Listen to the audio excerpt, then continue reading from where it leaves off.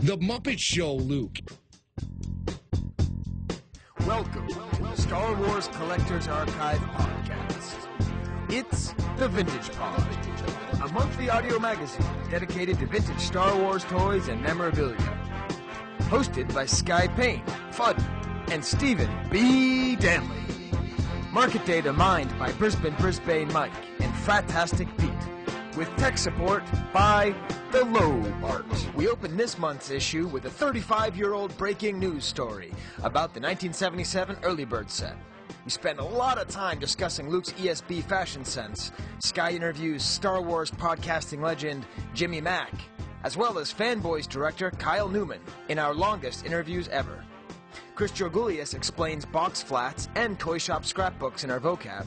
We limelight a couple of Bespin Luke focuses, and our unloved item is filled with fragile banks.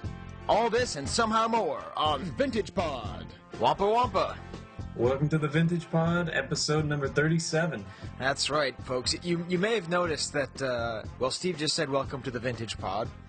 And you may have noticed that the opening song is about 3 minutes and 47 seconds shorter, Steve. That's right. There's a couple reasons for that. One is that I'm like, I got the new, not new, but, I got the iTunes app, the podcast app, Steve. Yeah, I just got that too. It's actually pretty sweet. It's awesome, and it has this button where you can hit forward 30 seconds. So yeah. I thought, why not get our intro down to 30 seconds? I'll get my recaps down to 30 seconds, and then if someone wants to skip right to the Wampa Wampa, they just hit it twice, and they don't have to deal with it. Sounds good, right? So you're thinking ergonomically. I'm thinking ergonomically. I'm thinking let's make this better for our listeners, because most of the people who hear us have heard the show more than once. And for new people, all you really need to say is it's about vintage Star Wars toys, and that's about it. Yeah, pretty much. So it's pretty streamlined, and you're going to notice that we're also going a little bit more, even more towards the Vintage Pod as our branding.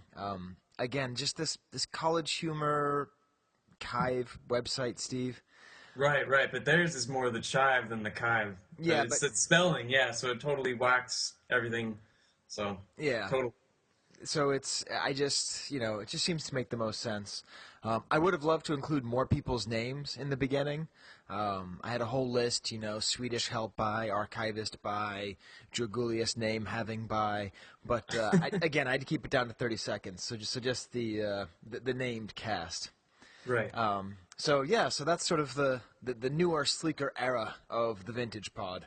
Although, of course, you can still call it the Kivecast, but we'll probably not call it that too much from this point on, just to try and make it more like, it's what we really are, because we're not really a Kive.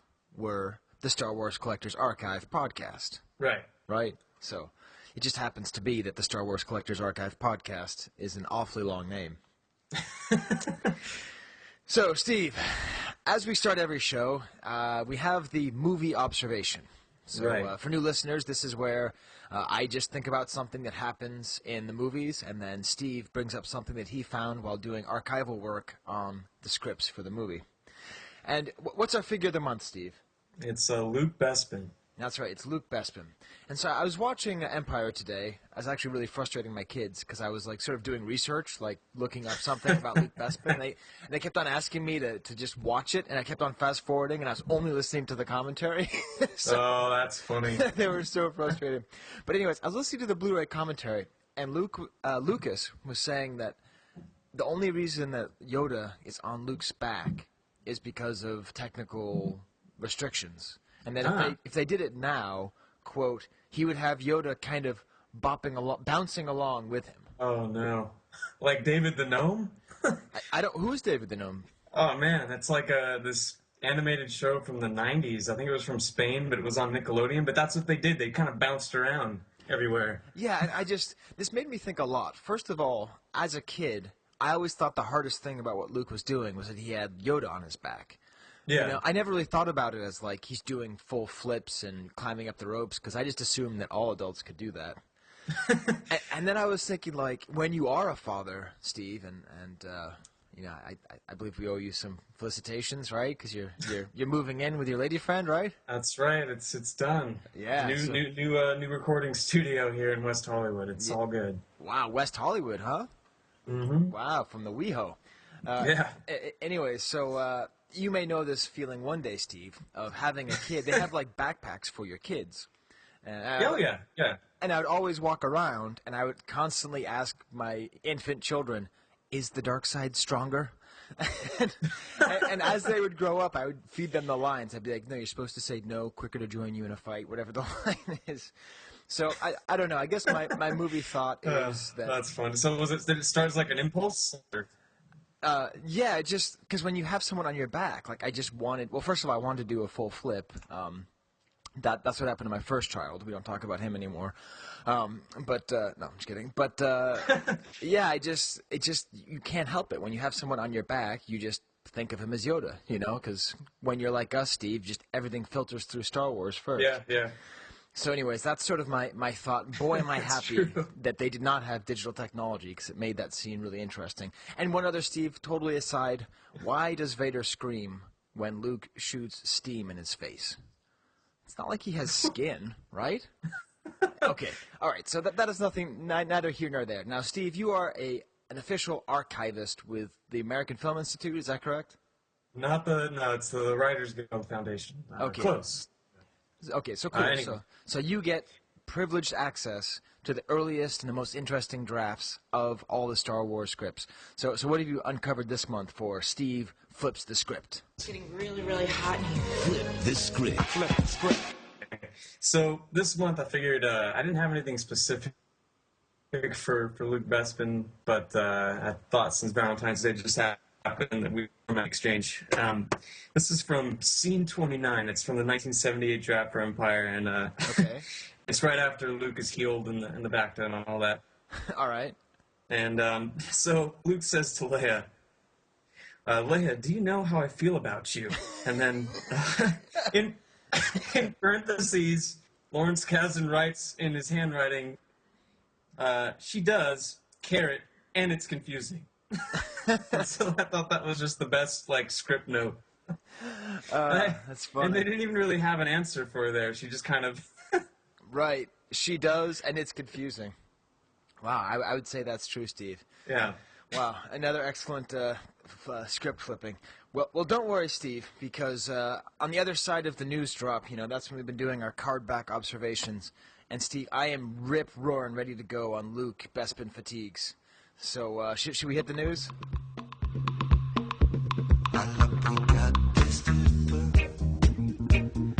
All right, Steve. So, you know, you're in your new WeHo studios. I'm still by the beautiful banks of the Erie Canal, but it sounds as though you may be having a little bit of a technical difficulty. We're going to work that out. Okay.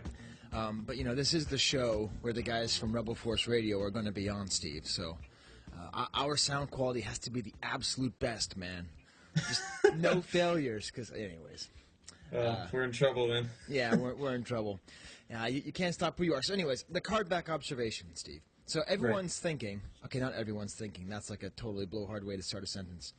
You would imagine that if I'm talking about the Luke Bespin card back, what would my subject be, Steve? Walking versus pointing. Right. We'll get to that during Okay. the market watch. I have a beef, Steve, a serious beef with the term that is used on the Kenner card back. Ooh. Do you know what they call him, Steve? Do you know what they say? They say Luke. What do they say after that? Is it the Bespin fatigues or is it outfit?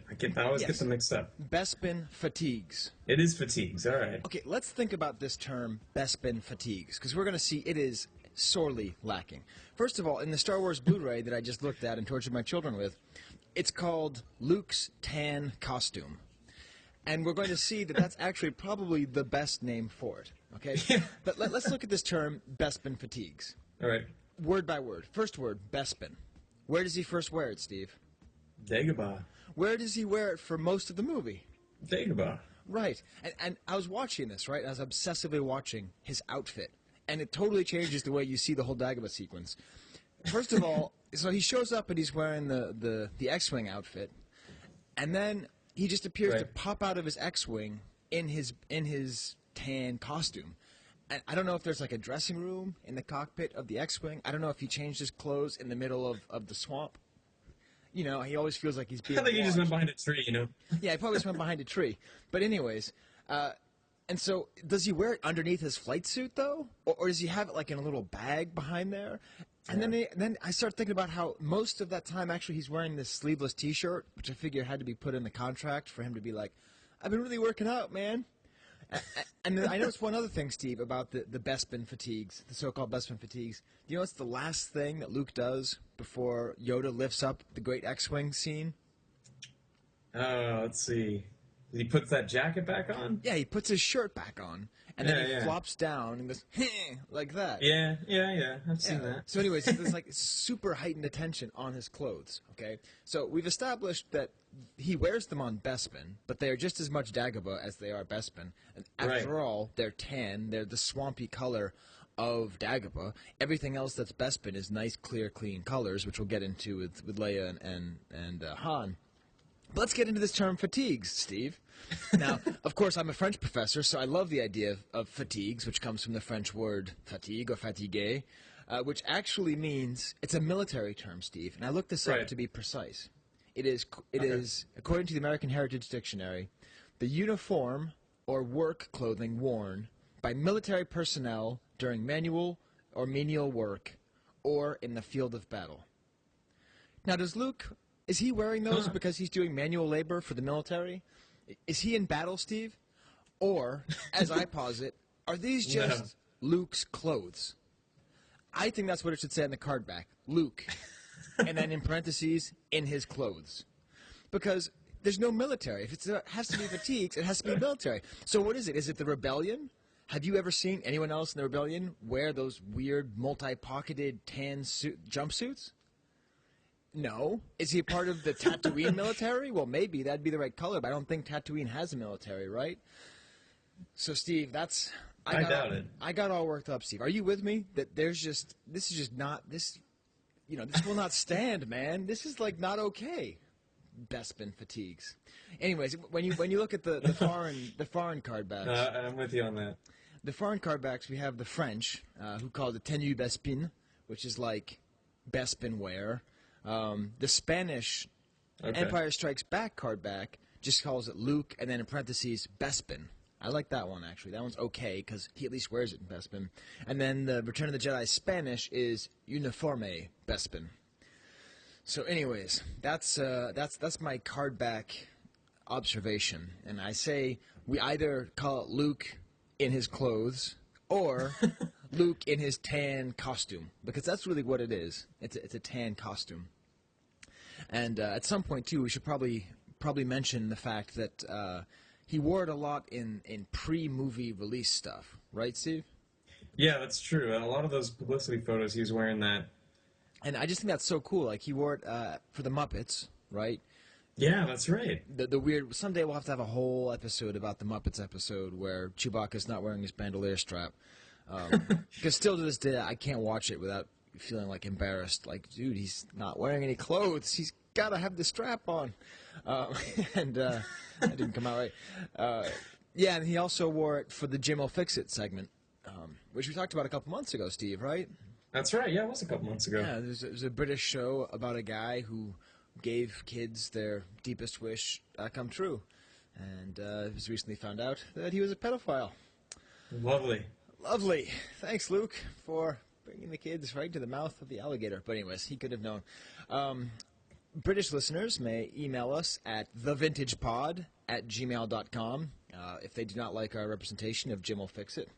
That's our new email, Steve. thevintagepod@gmail.com. Now, if you send one to the old one, we'll still get it. So don't feel angry if you're an old-fashioned curmudgeon and you absolutely have to send it to the old one. We understand. But whew, Steve, it doesn't matter if you have a problem with your connection, because I'm just going to talk the whole time. Well, Steve, I've been all riled up, and I'm excited because I know the whole Star Wars world is abuzz with this new, really vital information about the Star Wars saga, Steve. And I think we all know what we're talking about. With episodes 7, 8, and 9 coming out, the biggest question that's been on everyone's mind is, did Skye and Steve find out about the actual negative publicity for the Star Wars early bird set from Christmas 1977? Oh, did we? Oh, did we? So that's what you call, Steve, a comedic misdirection. That's I right. thought we were going to be talking about J.J. Abrams. We'll get to J.J. Abrams. But this, for us, you see, if you're wondering what the Vintage Pod is all about, J.J. Abrams is great and very interesting and wonderful.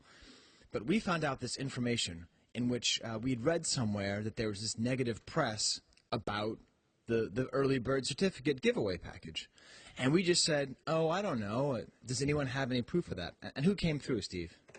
Our Canadian champion of the know-it-alls. This season on Canada's Greatest Know-It-All, That's right. The Canadian know-it-all, Scott Bradley. Yep. And I don't know if I'm going to put his drop in. I did just create it last month, but I feel like we're a little bit drop-heavy this month.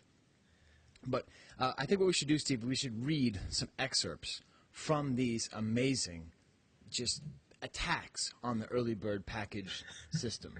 That's right. Well, actually, the first is the most friendly. That's from the UPI press. What does that one say, Steve? All right, so this one, it's telling about the early bird packages being delivered by February 15th. They sold for about $10. This is the great line. That's this month. That's February right. 15th. So, every February 15th, technically, is the birthday of kids having Star Wars toys in their hands. So I'm thinking maybe that could be like Kenner Day. What do you think, Steve? Can we start that for next year? I like that. I like Kenner Day for that. That sounds good. Right? Because forget Valentine's Day. So the article goes on to say that adults seem interested in having the figurines for themselves, too. We've had a 26-year-old engineering student calling us and asking how soon they'll be ready. Oh, it's so great.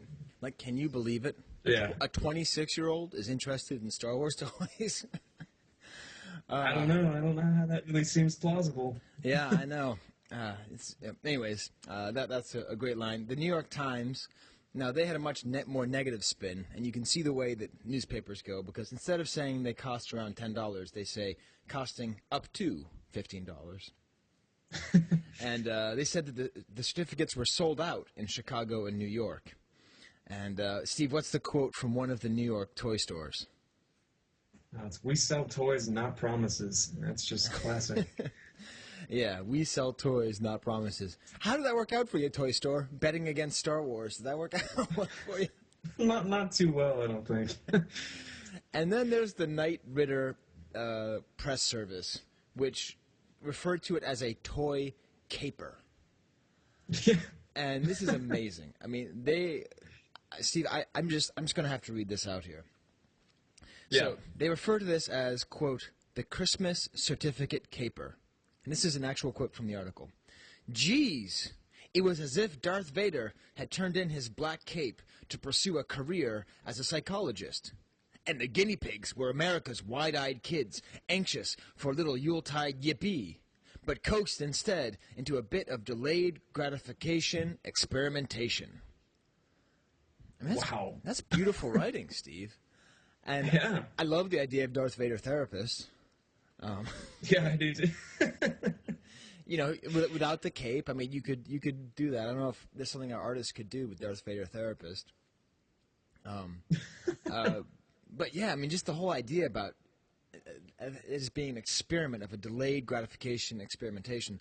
So let's put this out to our listeners. Email us thevintagepod at thevintagepod@gmail.com. Do you have an actual memory of waiting for the early bird package? Because, I mean, a lot of people have memories of the Bosk or of the Forlom or whatever, but I'm curious if anyone actually had that feeling of waiting from Christmas 77 to February. I mean, I'm sure lots of people had it, but we don't know anyone. Yeah, that'd be great to get some feedback on that. Yeah, and then what's great about this article is it actually took place. It was written later, so it talks about how the first 12 figures were put out. It mentions how they are under 4 inches high, but anywhere from $2 to $5 in price. Mm-hmm. So that was like this great thing saying, "Can you believe they're only 4 inches and they cost $5?" Yeah. And then they go on to say, though Kenner was pleased with the success of the certificate approach to marketing, believed to be the first of its kind in the toy industry, there are no plans to repeat the strategy. Because they say later, this is no way to win friends and influence Wookiees. And of course, it's misspelled, that's right. just one E on the Wookiees. So, anyways, thank you so much to Canada's Greatest Know-It-All, Scott Bradley for finding those articles, and I love that as a view into the way it was seen. And it really was. Yeah. I mean, it was cynical, and it was. But on the other hand, it worked, right? It's not like they actually ripped anyone off. No, it was. I'd say it worked quite well. Yeah, so I think that Knight Rider maybe owes them an apology. Although I always thought that was Knight Rider, so I just got it mixed up. I thought that was maybe a typo by you. No, I used to work in PR a little bit, and that's like, Associated Press or whatever. Okay. All right, Steve, so what's the secondary news in Star Wars this month? Yeah, the secondary, I guess, would be that they announced a director for the first new movie. That'd be J.J. Abrams, which I'm okay with. I guess I don't get too worked up about it yet.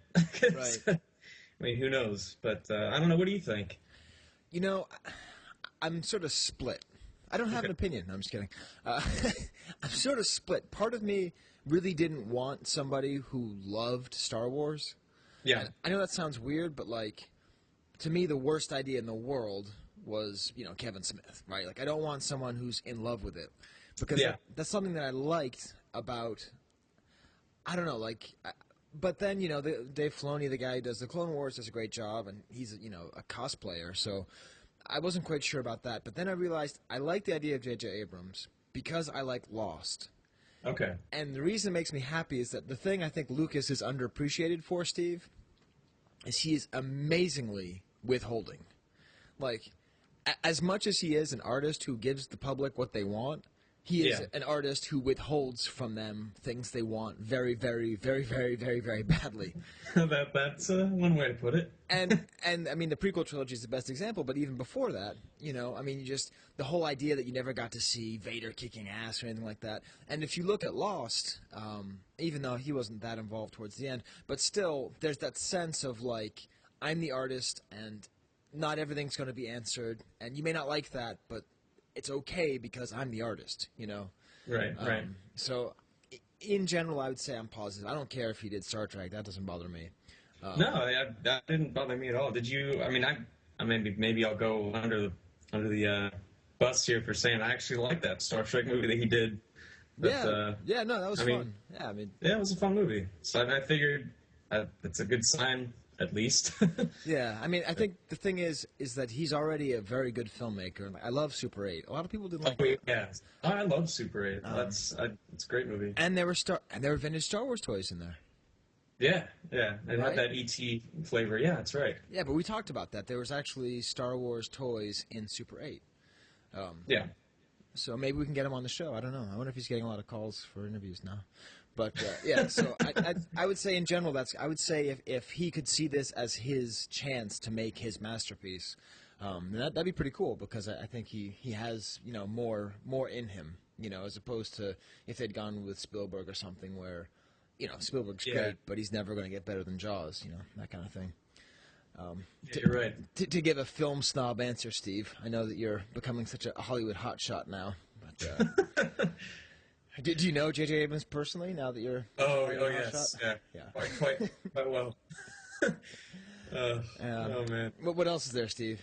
Well, I guess I don't know if there was any real credit to this or not, but I saw an article about Harrison Ford being the first of those names to actually be confirmed to be in one of the new movies, which I kind of thought was funny. But yeah, I got to imagine that he's usually known to be. Yeah, I have to say I would actually prefer him not to be in the movie. That's just me. And I like Harrison Ford, but I don't know. I just nightmares of Kingdom of the Skull or whatever. Oh man. Oh yeah. You're absolutely right. I don't want the whole thing just to be him staring at the camera being like, I am old, Yeah, but anyways, it's all still excitement from a couple months ago. And right, remember how last month we said this was going to be a roundtable episode, Steve? Yeah, we did say that.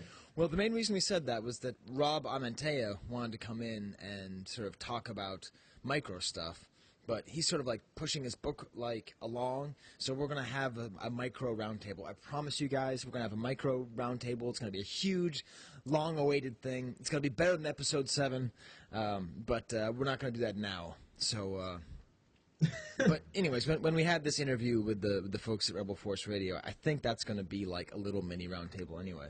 Okay. So, but this isn't it, Steve, as far as the news in the vintage world. Not only did we find out about the early bird package stuff, but what about this find, Steve? So there was a new UZAY or UZAY. Wait, we had this told to us. Steve, I had the same thought. I'm like, we officially... UZAY, right? UZAY. That's like what I remember us learning. Steve, we're gonna have to So look it up, great you know. of a student I am. thevintagepod@gmail.com. Go back in our old episodes where we told you how to pronounce that properly. Listen, Yeah. I'm just trying to keep Georgoulias straight. You know, that's tough right. enough. But I believe it was UZAY. Yeah. But yeah, so let's just call it UZAY because that's how everyone knows it. The amazingly rare Turkish bootlegs from the late 1980s. And what is this, Steve? So it looks like a huge, lot of them turned up. I think as a result of an estate sale, or it was someone that had passed away, and someone found them in a storage unit, and it's just an astounding set of them. And it's great because it's from an old, I guess, childhoodish collection, not childhood, but original collection. Right. And this is posted by Turk Delit. I think it just goes by Turk. Yeah, well, probably like Turk Delight. This is Meat, right? Oh, yeah. Yeah, so this is the guy who told us how to pronounce UZAY correctly, and then he also told us how to pronounce his name correctly. And I don't know if it was Meta or Meat or Mita, so we also did that wrong. So Meat, Meta, Mita, UZAY, thevintagepod@gmail.com. So he got these, and it's an amazing collection. It's, how many is that? 10 UZAY 10 figures. 10 of them, that's right. And let's see, one of them had never been seen before. All right, so it has the light-caped Emperor's Royal Guard, which is apparently the only one he knows of carded. Oh, wow. The alternative cardback Chewbacca, which I don't have. Yeah. So just throwing that out there for other people who find Turkish things. Well, it's cool, the Turkish Chewbaccas, one says Aslan Adam, and that's the one that's more common with the gourd, and that just means lion man. And then one says Miyamam Adam, which means monkey man, and that's the rarer one. Okay. And also a really good Rolling Stones song off Let It Bleed. Yeah, and then there's the TIE Fighter Pilot, which is insanely rare. Have you ever seen one of those, Steve? I was going to say, I don't remember ever seeing one of those, especially at least the card back like that. No, I don't remember. Right. But yeah. And then there is the AT-AT driver with the gold rocks background, which apparently was only ever seen in a Tomart article published decades ago. And that is just crazy. I think that was the thing that Joe was hinting to us that he knew existed, but that he couldn't confirm or talk to us about. Okay. I don't know. I know that Joe was out of it for a while. People have been asking when are we going to throw a brick through his window. We're going to do that when Joe's ready, because it seems like he's kind of getting back into the swing of things, and we look forward to talking to him about this and many other things. But yeah, I mean, this is just an amazing find. I mean, just as far as dollar amounts. Oh yeah, for sure. It's got to be. I mean, this is at I didn't least want to think about it. probably a $30,000 find, if not that, if not more. I don't know. It's well, I guess depending on whether or not Joe's bidding on them.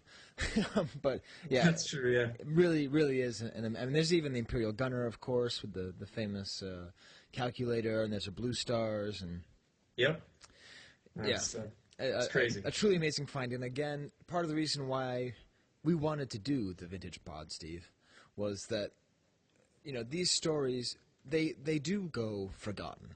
In 3 years, people are going to not remember that clearly. And so I really love the idea of people going back, and we're going to get to this in the feedback section, that a lot of people do go back and listen to our old issues, and they say, oh, that's cool, I didn't know about that. And you can say, oh, this is where those UZAYs came from, or UZAY. So yeah, that was just huge news. I haven't even posted on there because I just don't know what to say.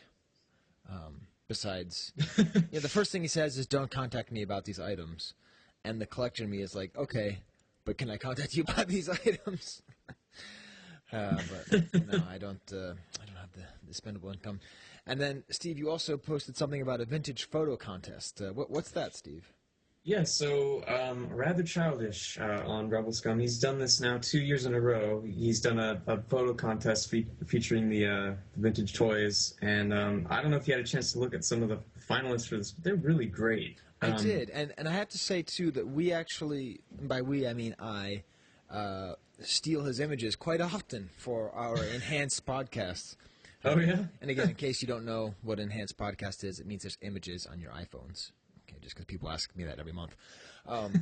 Well, yeah, because I'll just sort of do a picture search for something, and oh, I see what you mean. Yeah, just for any character. He has all these great images. Yeah.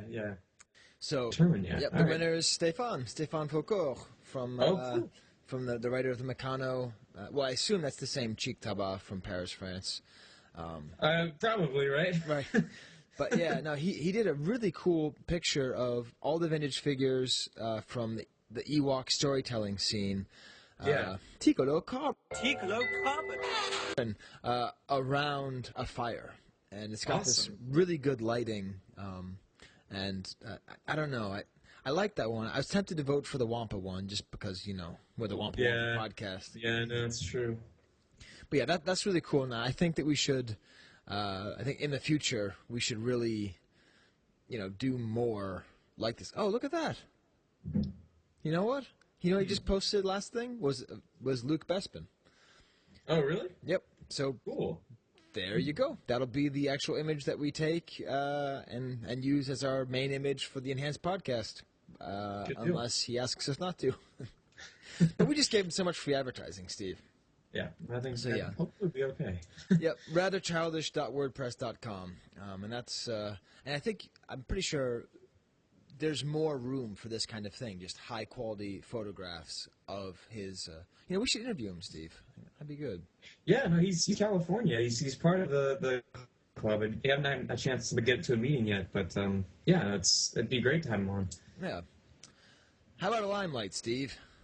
Always room for that.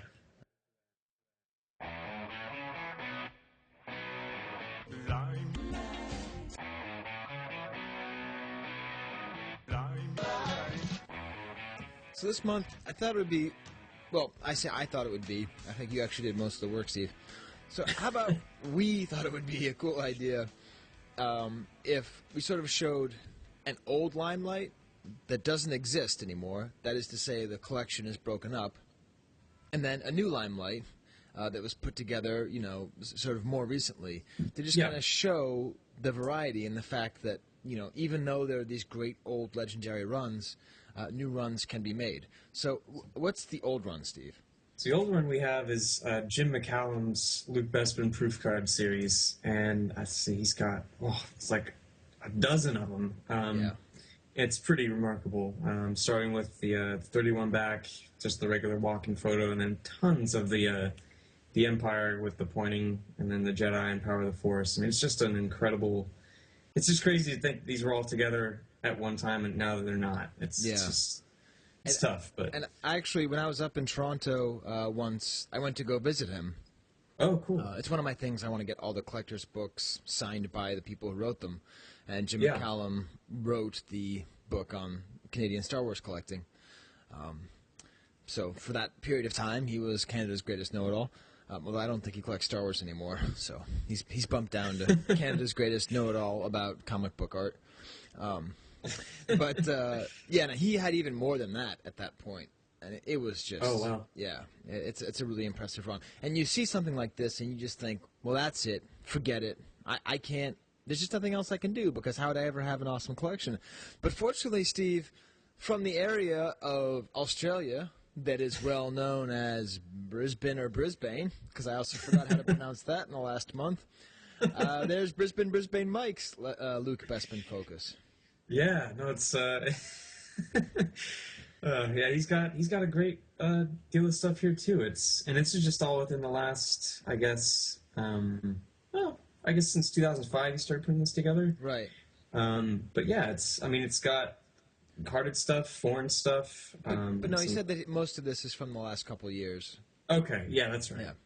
And so we'll include a link to it. Yeah, and he's got pre-production, he's got a proof, and he's got 2 QC samples, quality control samples. It's funny, like, I'm just wondering, I used to have a Luke Bespin quality control sample that was with that card back. I wonder if...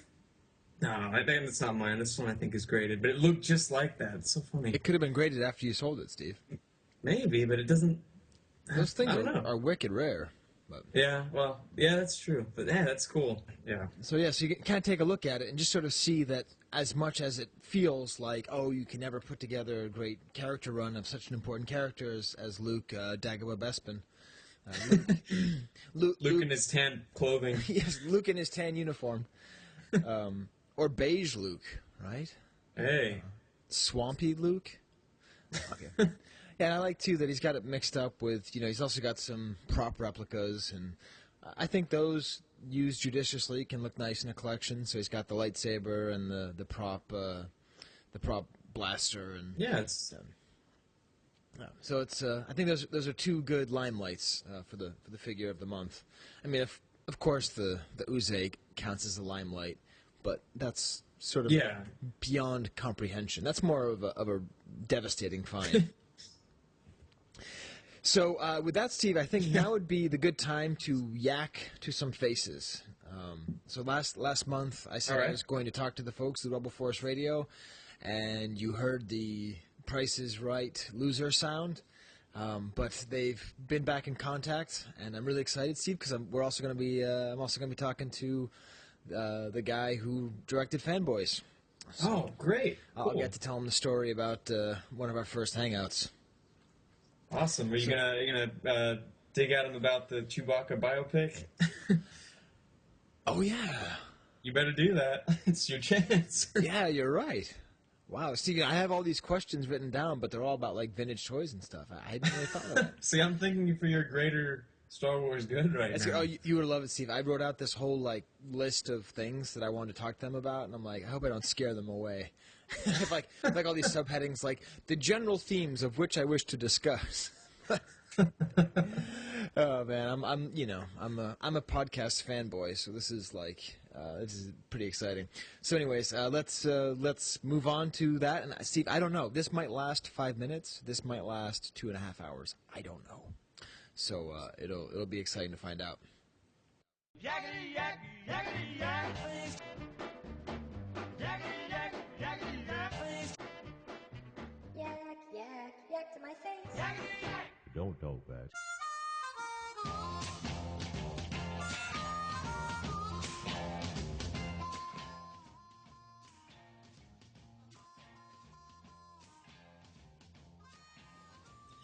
All right. Well, I'm here with Jimmy Mack. How's it going, Jimmy Mack? Great, Skye. Fantastic to be here. So happy to talk to you. Yeah, I really wanted to really spread this idea to our listeners because a lot of the folks that listen to our show, I don't know, they tend not to listen to the more involved stuff about the movies. And I want to tell them that what you guys have going just is the best. And it's you guys are now independent and you are Rebel Force Radio. Yes, sir. Yes, sir. Now, why do you think it is that vintage collectors would possibly avoid listening to a podcast that is concerned with current Star Wars news? That is exactly the big theme I wanted to talk to you about, Jimmy, because it's really interesting. I mean, I remember back, I think it was Celebration 4, and every celebration up until Celebration 6, I would make these exclusive T-shirts, and I would give them to the what I call the vintage community, like the people who I know who collect these things. And I gave a T-shirt like this to you guys, it was to you, and I think Pete was Pete still hosting the show too? I don't know. Point is, I gave it to everyone there who's affiliated with your show. Right. And I said, I normally give these to the vintage community. And then I was kind of horrified because a couple weeks later I was biking on my way to school and I heard you talk about it. And you were like, what does that mean, vintage community? So what did you mean in that reaction to my obnoxiously snobby comment? How did that make you feel? Okay. Well, for starters, I remember that moment like it was yesterday. All right. And you certainly were not snobby in any way, shape, or form. You gave us these great shirts that were parodies of the Turkish UZAY action figure releases. I almost hesitate to call them bootlegs. Right. Because they are so legendary among collectors. But that's what they were sort of a parody of in the style of, and I thought they were the coolest things in the world. And you even spelled Star Wars like they did on the Turkish packaging with these stars. War. Now, what's funny is I was wearing that T-shirt one time at my parents' house, and my mom is a Southern belle from northern Mississippi. Okay. And she looked at that shirt and she said, Jimmy, you bought a shirt that's flawed. It says Stars War. And I said, no, Mom, it's supposed to be that way. She goes, well, that is just ridiculous. So I had to actually explain your T-shirt to my mom. And I remember when you handed us the shirt, you said, nobody outside the vintage Star Wars collecting community has this shirt. Right. And so I'm like, you're saying I'm outside of the Star Wars vintage collecting community? I was there in the 70s. Right. I was there when the vintage collecting community was new. Right. So, I mean, that was just a joke. I totally understand what you're talking about. And your involvement in Star Wars collecting, vintage collecting, is something that I would never want to diminish in any way, shape, or form. I really appreciate all that you guys do to maintain all of the little pieces of Star Wars merchandising history that you've been able to dig up over the years. Everything from all the prototypes to the card backs to the original artwork for those card backs and everything in between and beyond. It's so cool to go on like Gus's site and check out all of the great little hidden gems that you have to search out if you're a Star Wars vintage collector. Now, me, on the other side of the coin, when it comes to collecting vintage, I'm more about filling in all the empty spots in my collection itself. Right. And that all started with what I consider to be the backbone of Star Wars collecting, which is the original Kenner vintage action figure release. Right. And I spent years and years trying to build up a complete collection of that, and I'm happy to say I finally do have one. Nice. But that's just all I meant by that. Was I was in the vintage collecting community when it was new. Right, back when it was modern. Right. So I was just kind of being a smartass with you about that comment. But it's something that I appreciate. Vintage collectors adapt to modern collecting, too, is something that's really interesting. Some guys just don't want to have anything to do with it. Right. Other guys want to collect it all. I think you're somewhere in the middle there a little bit. I know you got the Museum. Yep. So, Chewbacca is obviously your focus along with other vintage things. But, like, do you expand to collect things like prototypes that are non-Chewbacca? Well, it's funny because when you are so focused on one character, there reaches a point where you just have to be patient. And as you may know, as a collector, patience it doesn't really exist. So no. I wound up going into little other areas. Like I also love the Emperor for the opposite reason that I love Chewbacca. So I have a little Emperor thing going, and I have a little thing with a certain Empire Strikes Back 21 backs, but that's just to kind of every once in a while I notice there's too much money in my bank account, and I'm like, I got to get something vintage. So that's how I usually wind up spending it. But it is true, and I mean, and to go back to your question, why is it that a lot of vintage collectors wouldn't listen to Rebel Force Radio? And again, I really suggest I think it may change, to be honest, because I think, and we're hopefully going to be talking to Kyle Newman soon. I think a lot of it goes down to that final moment of Fanboys. You know what I'm talking about, Jimmy? When they're sitting in the theater watching episode 1? Right. And so the final line of the movie is, of course, what if the movie sucks? Right. And I'm pretty sure, and I can't wait to talk to Kyle about this, but that's what happened, in my opinion, to the whole Star Wars community, is at that exact moment there was a division. And I would say, half went one way and the other half went the other. And for some reason, it seems as though most of the people who collect vintage figures, really heavily, they get so into it that it's not even that they hate the prequels. They often don't even particularly watch the movies themselves. It's just sort of like an abstract thing. A lot of stamp collectors don't care about the post office, So I think it turns that way a little bit. And then I think just the sort of the weird interplay between the fanboy and sort of the older school fan. I don't know. I think there's too much of a rift there, and I really think it needs to be mended, and maybe it will be in the future. Yeah, that's kind of unfortunate. One time I was talking to Gus and Duncan, and I said to them, guys, what's more important to you as a Star Wars fan? Is it the story or is it the collecting? Right. And both of them didn't hesitate. They said it was the story. That's what keeps them coming back to collecting, is because they're so inspired by the story. But I know that there's a vast amount of Star Wars collectors who are really more into the collecting than they actually are the story. For me, myself, the core of Star Wars comes down to the story. And everything that my fandom is all about is based on those stories. So my collecting is based on my passion for the stories themselves. Right.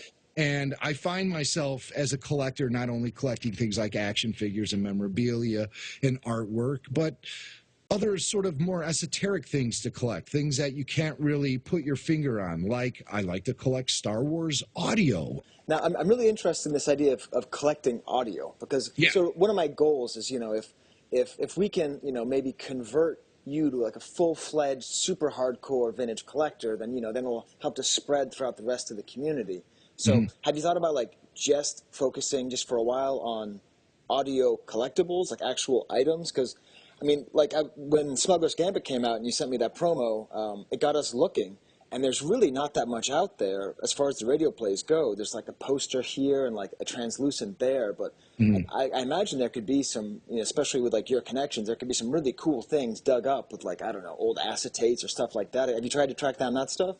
No, not so much. Now, I have been a real audiophile when it comes to collecting underground recordings from bands like Led Zeppelin or the Stones. I like a lot of classic rock, and so I search out a lot of unreleased material by those bands. Right. With Star Wars, I've never taken it to the next level where I'm actually collecting the memorabilia that's tied into audio. Right. When I say I collect audio, I mean I'm really collecting the little bits and pieces of audio. Right. And back in the 90s, when I was really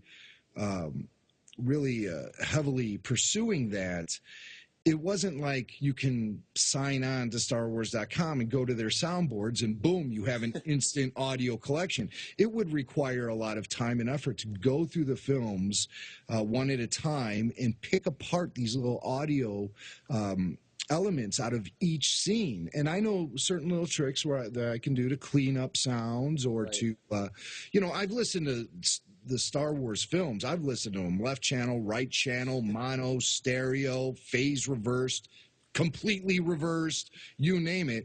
I've listened to try to pick out the sounds from the actual sound mix.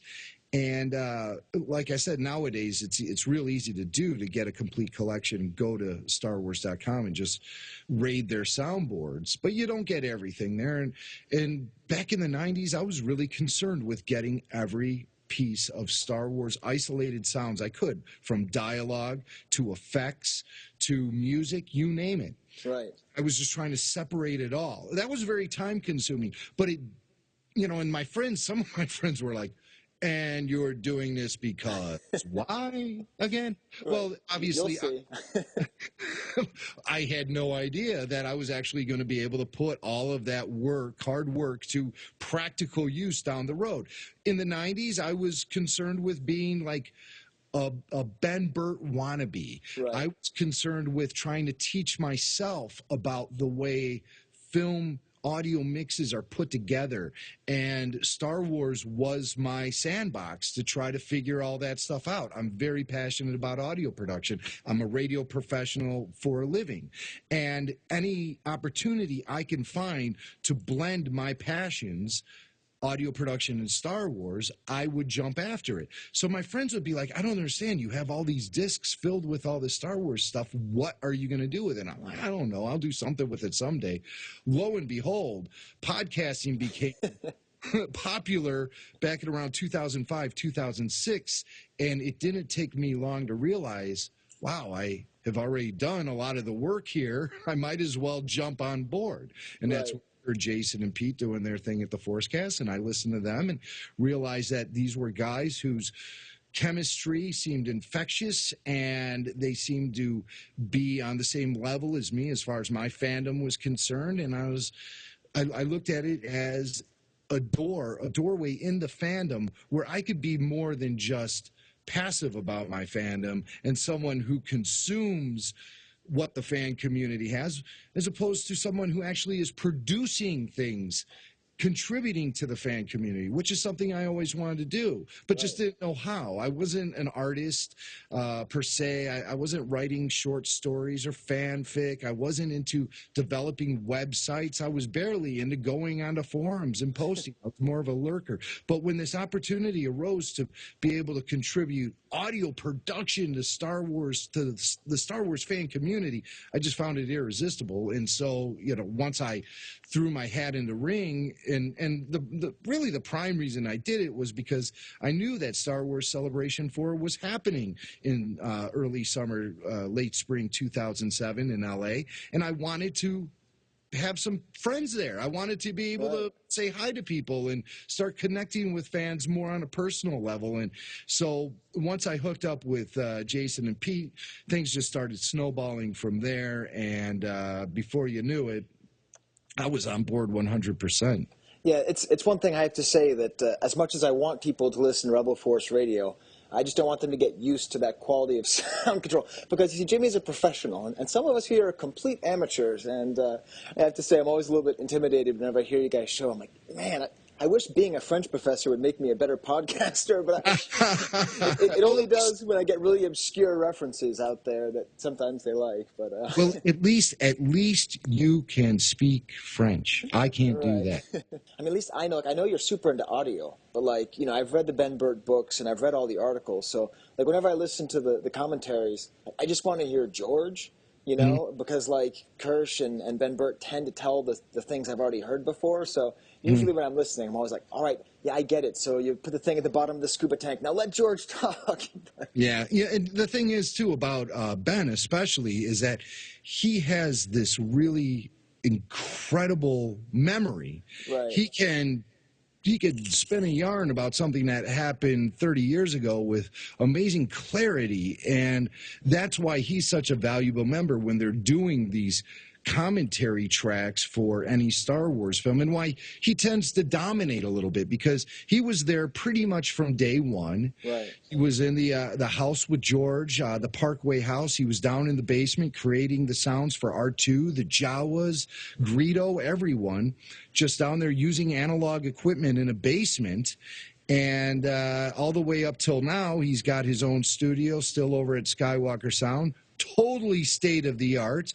But if you go in there, and I've been lucky enough to be there a couple times, you actually see that vintage synth that he used to create the R2-D2 sounds. Oh, that's awesome. And there's like Post-its on it and stuff. Do not touch these settings. And a bunch of stickers on it, you know, indicating to where the knobs are supposed to be turned and everything.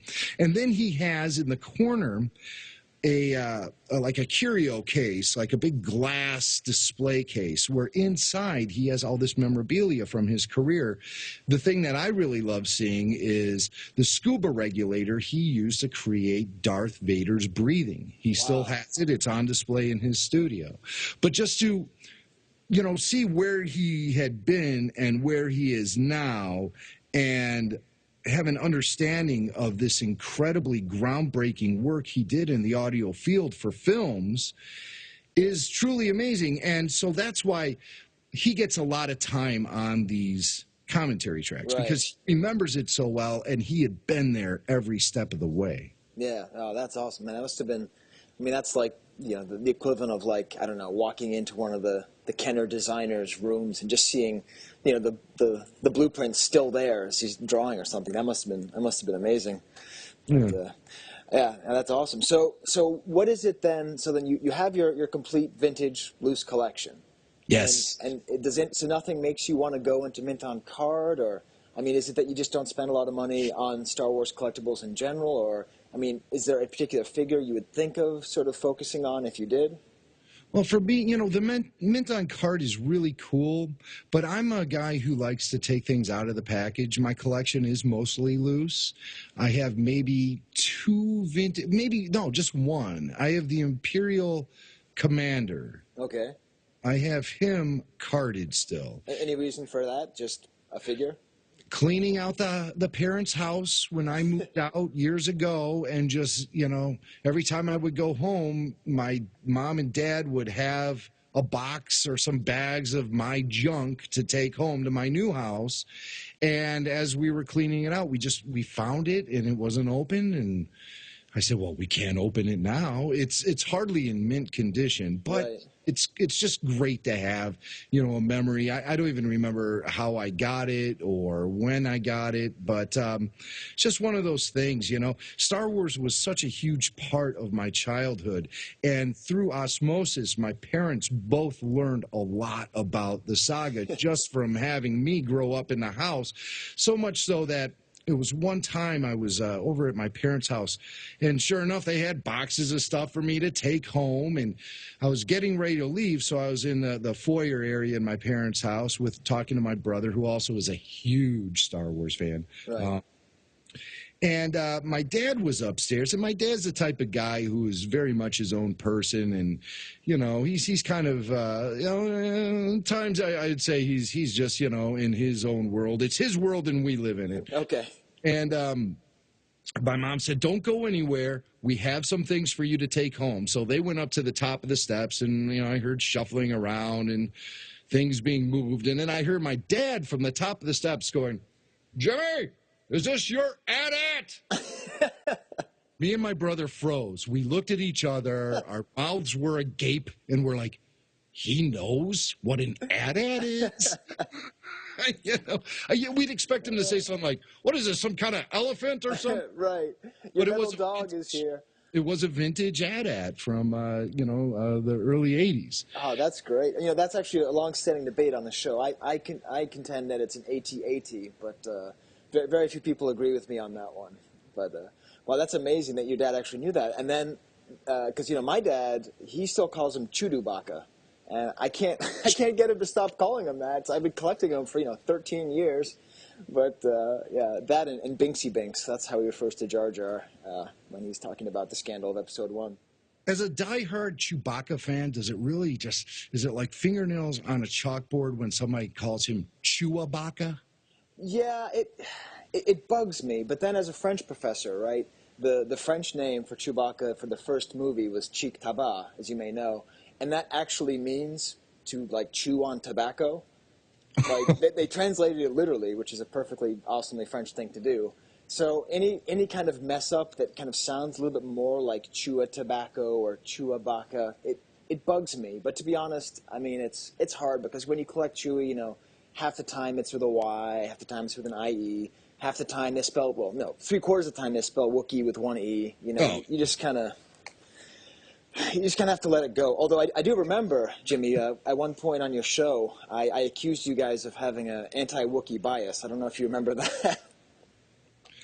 An anti-Wookiee bias? Now, how could you back up a statement like that? Well, that sounds absurd. We'd have to go to the archives, but this was, it had to be 2007 or something. And it was long after I didn't even get a chance to entertain. And there was just 3 or 4 shows in a row, and it was mostly Jason would make kind of disparaging remarks about Chewie and about Wookiees, and I sent something in. It was kind of tongue in cheek, but then I was kind of secretly afraid that that you guys hated me because I made this kind of joke. But since then, you guys have corrected your anti-Wookiee bias. That is hilarious. I love Chewbacca. As a matter of fact, in the mid-'90s. When it became apparent that Star Wars was more than just something I enjoyed as a kid, and it was something that was gradually seeping back into my lifestyle as an adult, it was sort of a tough time for me to determine how I'm going to say it loud and say it proud among my friends. This was nothing I wanted to hide. I never was comfortable being a closet Star Wars fan. I was someone who always wore my fandom on my sleeve. And so sort of the way I came out as a Star Wars fan as an adult was I had a desk, and on the shelf on my desk I had all this Chewbacca memorabilia. I had a Chewbacca keychain. I had a few vintage figures there. The big bulky Steroid Chewbacca was just released from Hasbro. I had him. I had the Snuva, whatever was Chewy. I had a little stuffed Chewy up there. Whatever it was, I had up there. And to a person, anyone who approached that desk would comment on the Chewbacca scene going on that shelf. Well, that's, Jimmy, that's how I started. And I'll send you a link. I have 2 Polaroids from my collection from the mid-'90s. The first one has 3 items. The other one has maybe like 10. But like, it just started like right around that time when I realized, man, Star Wars is taking off. I better kind of focus on my favorite character, or else I'm just going to buy all this stuff. And like, that's kind of how it happened, Jimmy. So if you just kind of kept going, you'd be in the mess that I find myself in my basement here. Let me ask you this. Did you get the Mark Echo Chewbacca jacket that was just released? I have this problem with stuff that comes out now, which is that whenever it's expensive, I figure, well, it's probably not going to go up. So I can wait to buy that, and I'm just going to save my money for the next, obscure Australian release Chewbacca that might come up in some kind of weird auction somewhere. Yeah. That being said, that's on the hit list for 2013 because the Chewbacca gear, I finally got the bathrobe. I don't know if you've seen that.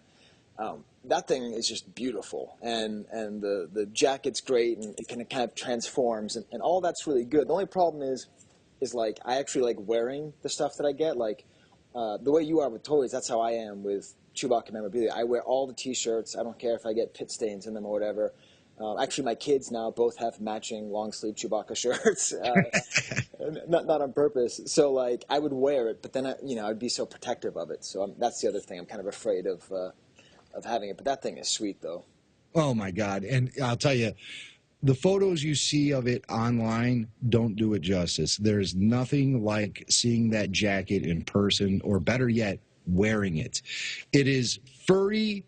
It has the bandolier. Yeah. And the bandolier is removable. So it's just I might just show up at a convention just wearing the bandolier. Well, hey, that's how Chewie does it, except we were talking about that, except in the Muppets appearance. He isn't wearing his bandolier. He's not, and he's not wearing it when the Falcon blasts out of Mos Eisley. He takes it off. As he said, have you ever noticed that? That's funny. I've never actually noticed that. Oh, my goodness. He takes it off as, Han is shuffling everyone up on the ramp to get on board, and they cut away to a shot of Chewbacca. He's in the cockpit of the Falcon, and he brushes up against the dice that are hanging from the ceiling. And you notice he is not wearing his bandolier. And if I remember correctly, he's actually placing the bandolier to the side as he's prepping the ship to get it ready. I sort of see that motion. It's it's funny. That's what's amazing. We start every show with a little a movie thought. It's not about vintage toys, just because I like overthinking stuff, and that's sort of partly inspired by you and Kyle, because I love how you guys just can riff forever. And actually this month, all I talked about was for about 45 minutes was about Luke's Bespin outfit, and how it's actually a Dagobah outfit, and how does he actually get it on, and he's just sort of wearing it, and where does he put it on in the first place, and is it really a fatigue, because it's not a military gear, and if it is military gear, what military, and the first time in my life I ever heard the word fatigues was when I bought that action figure. Right. And it was such a great release because you had the big tease. You brought up the Muppet-Show. Mark Hamill was on that episode too, wearing the Bespin fatigues. Right. And so that was released prior to the release of Empire Strikes Back. So you got a preview of it, and all during that episode you have Gonzo and Kermit and Scooter. They're all commenting, wow, I love your outfit. Yeah. I mean, they're just telegraphing that so much so that by the time that action figure was released, you're like, well, this is the coolest thing ever, because he's wearing this is the Muppet-Show Luke is what I used to call it. That's the name. You know what, Jimmy? We've been trying to call it something different, because my whole argument is they're not fatigues and it's not a Bespin outfit. On the Blu-ray, they call it tan uniform, but I like Muppet-Show Luke. That's much better. The Muppet Show, Luke. And then you have to customize a Chewbacca to remove that bandolier, and then you have Muppet Show Chewie. That's right, yeah. Hey, I'll tell you what, I just heard from Kyle Newman. He wants to jump in on our vintage chat here. Now, Kyle Newman, he's a guy who has a lot to say about vintage. Oh, good. Thing I know about Kyle. So, Kyle, we were just talking about the Bespin fatigued Luke from Empire Strikes Back, that classic vintage figure. Do you have any thoughts on that one? Oh, this is vintage toys? I thought this was vintage furniture. Oh, I see how you got that confused. I also do a thing on Louis the 14th. It's a whole different thing because I'm a French professor. But no, this is vintage toys. Although if you have a nice end table, I'd like to hear about it too. But and we will be doing more armoire talk. Yes, we're talking about Bespin Luke and just sort of. I think it's great, and I love that figure. I mean, obviously, I think that's probably the first time in my life I was really cognizant of toys, you know, and it's right around when that original one came out, and obviously that was the incarnation of Luke. That was the one you wanted to get your hands off. So it has a special place in my heart. All of those. Advantage Chevrolet of Bolingbrook. All of those Empire toys. But that Luke one was like, he was the guy for me. So I love that figure. And I love it if, you know, with Hasbro, when they do put out more, and let me be really clear. I collect vintage carded. I collect vintage, and vintage carded. I'm really nonplussed by just generic card Star Wars figures. It doesn't resonate with me. It doesn't have a nostalgic or emotional impact unless the whole package takes me back, you know? You're at home here, Kyle. And I love it when they look, how many times have we seen the same figures over and over again? If you're going to do a figure that is going to be put on a vintage card, I don't need to see the one that's redone that I've seen for 30 years. I would like to see a different incarnation of Luke. And so, Skye, Kyle is talking about the modern vintage line. And so for someone like you who is a hardcore vintage collector, where do you stand on these new vintage figures, the modern vintage line? And where do you stand on the 12-inch Gentle Giant vintage figures? I mean, I am completely in favor of all of it. I mean, when we started our show, you know, a couple years ago, whatever it was, that was sort of right around the time they were coming out with the vintage line. And I remember being in 1995, seeing the Power of the Force red cards and saying, oh, wait a minute, this isn't it. I mean, this is cool. I'm happy to have new Star Wars toys. I'm happy to have Tarkin and a Rebel, you know, trooper and everything. But I want the real thing. And like Yes. And the fact that that's continued and that it's been so successful and that most modern collectors, even though they don't like the higher price point, you know, and I am friends with Kurdo. You know, we live in the same town, so I try to keep abreast of the whole modern scene. I know they don't like the higher price point, but like you cannot fight Kenner's design because I mean people give, you know, Star Wars credit. I mean Kenner credit for creating this scale and all these things, but their visual design is just unmatched. And so I love it. If it were up to me, if I had unlimited funds, I would have just bought all the modern stuff. The Gentle Giant is even better, you know, because I have to think of things in two ways. Like as a collector of Chewbacca, you know, and so I have to get one of each, so that's fine, or two of each, depending. But then as a sort of a person who sort of tries to speak for the vintage community, as I use that term again, I love anything that keeps us relevant and meaningful. And so Gentle Giant showing everybody, look at these sculpts. Look at how awesome they are. I mean, you take, what was it, the R5-D4 that came out recently, or the Gamorrean Guard, and you look at that thing so big, you realize, you know, they've made toys that are newer, but they just haven't made them better, you know? So, yeah. You know what's another cool thing was seeing the way Gentle Giant put out a blue snaggletooth? It is, yeah. As an exclusive. And I still think that's a big gap. I'd love to see a vintage carded blue snaggletooth. I thought that was even rumored at one point. I mean, and just looking at like an Empire Strikes Back wave, we're talking about Bespin Luke, but I would love to see Luke Medical Frigate as Kenner planned him. Yeah. If you want to get an Obi-Wan, don't put Obi-Wan on a New Hope card. Get Spirit of Obi-Wan on an Empire Strikes Back card. Yeah. Yep. And I just, you know, to return to what Jamie was saying, I just, I'm really bummed that they're kind of stopping this, and obviously the fact that they're stopping everything that isn't Disney is bothering me. I know everyone's kind of whispering that, but I mean, do you also collect, I mean, not just the modern vintage, but the vintage? I have every single figure from the vintage line. Okay. Some are carded, most are uncarded. A lot of the uncarded I have multiples. Okay. But I have like maybe, 15 or 20, maybe 20 something figures carded from the original Kenner assortment. Like, Yoda in his first incarnation. I've got, 12-back Chewbacca. I have a 12-back. What's that one you picked up in Japan? I have a 12-back C-3PO, which is great. So it's the slight variant that was released in Japan with a different head sculpt. Oh, nice. So I have that one. I got a great deal when I was over there.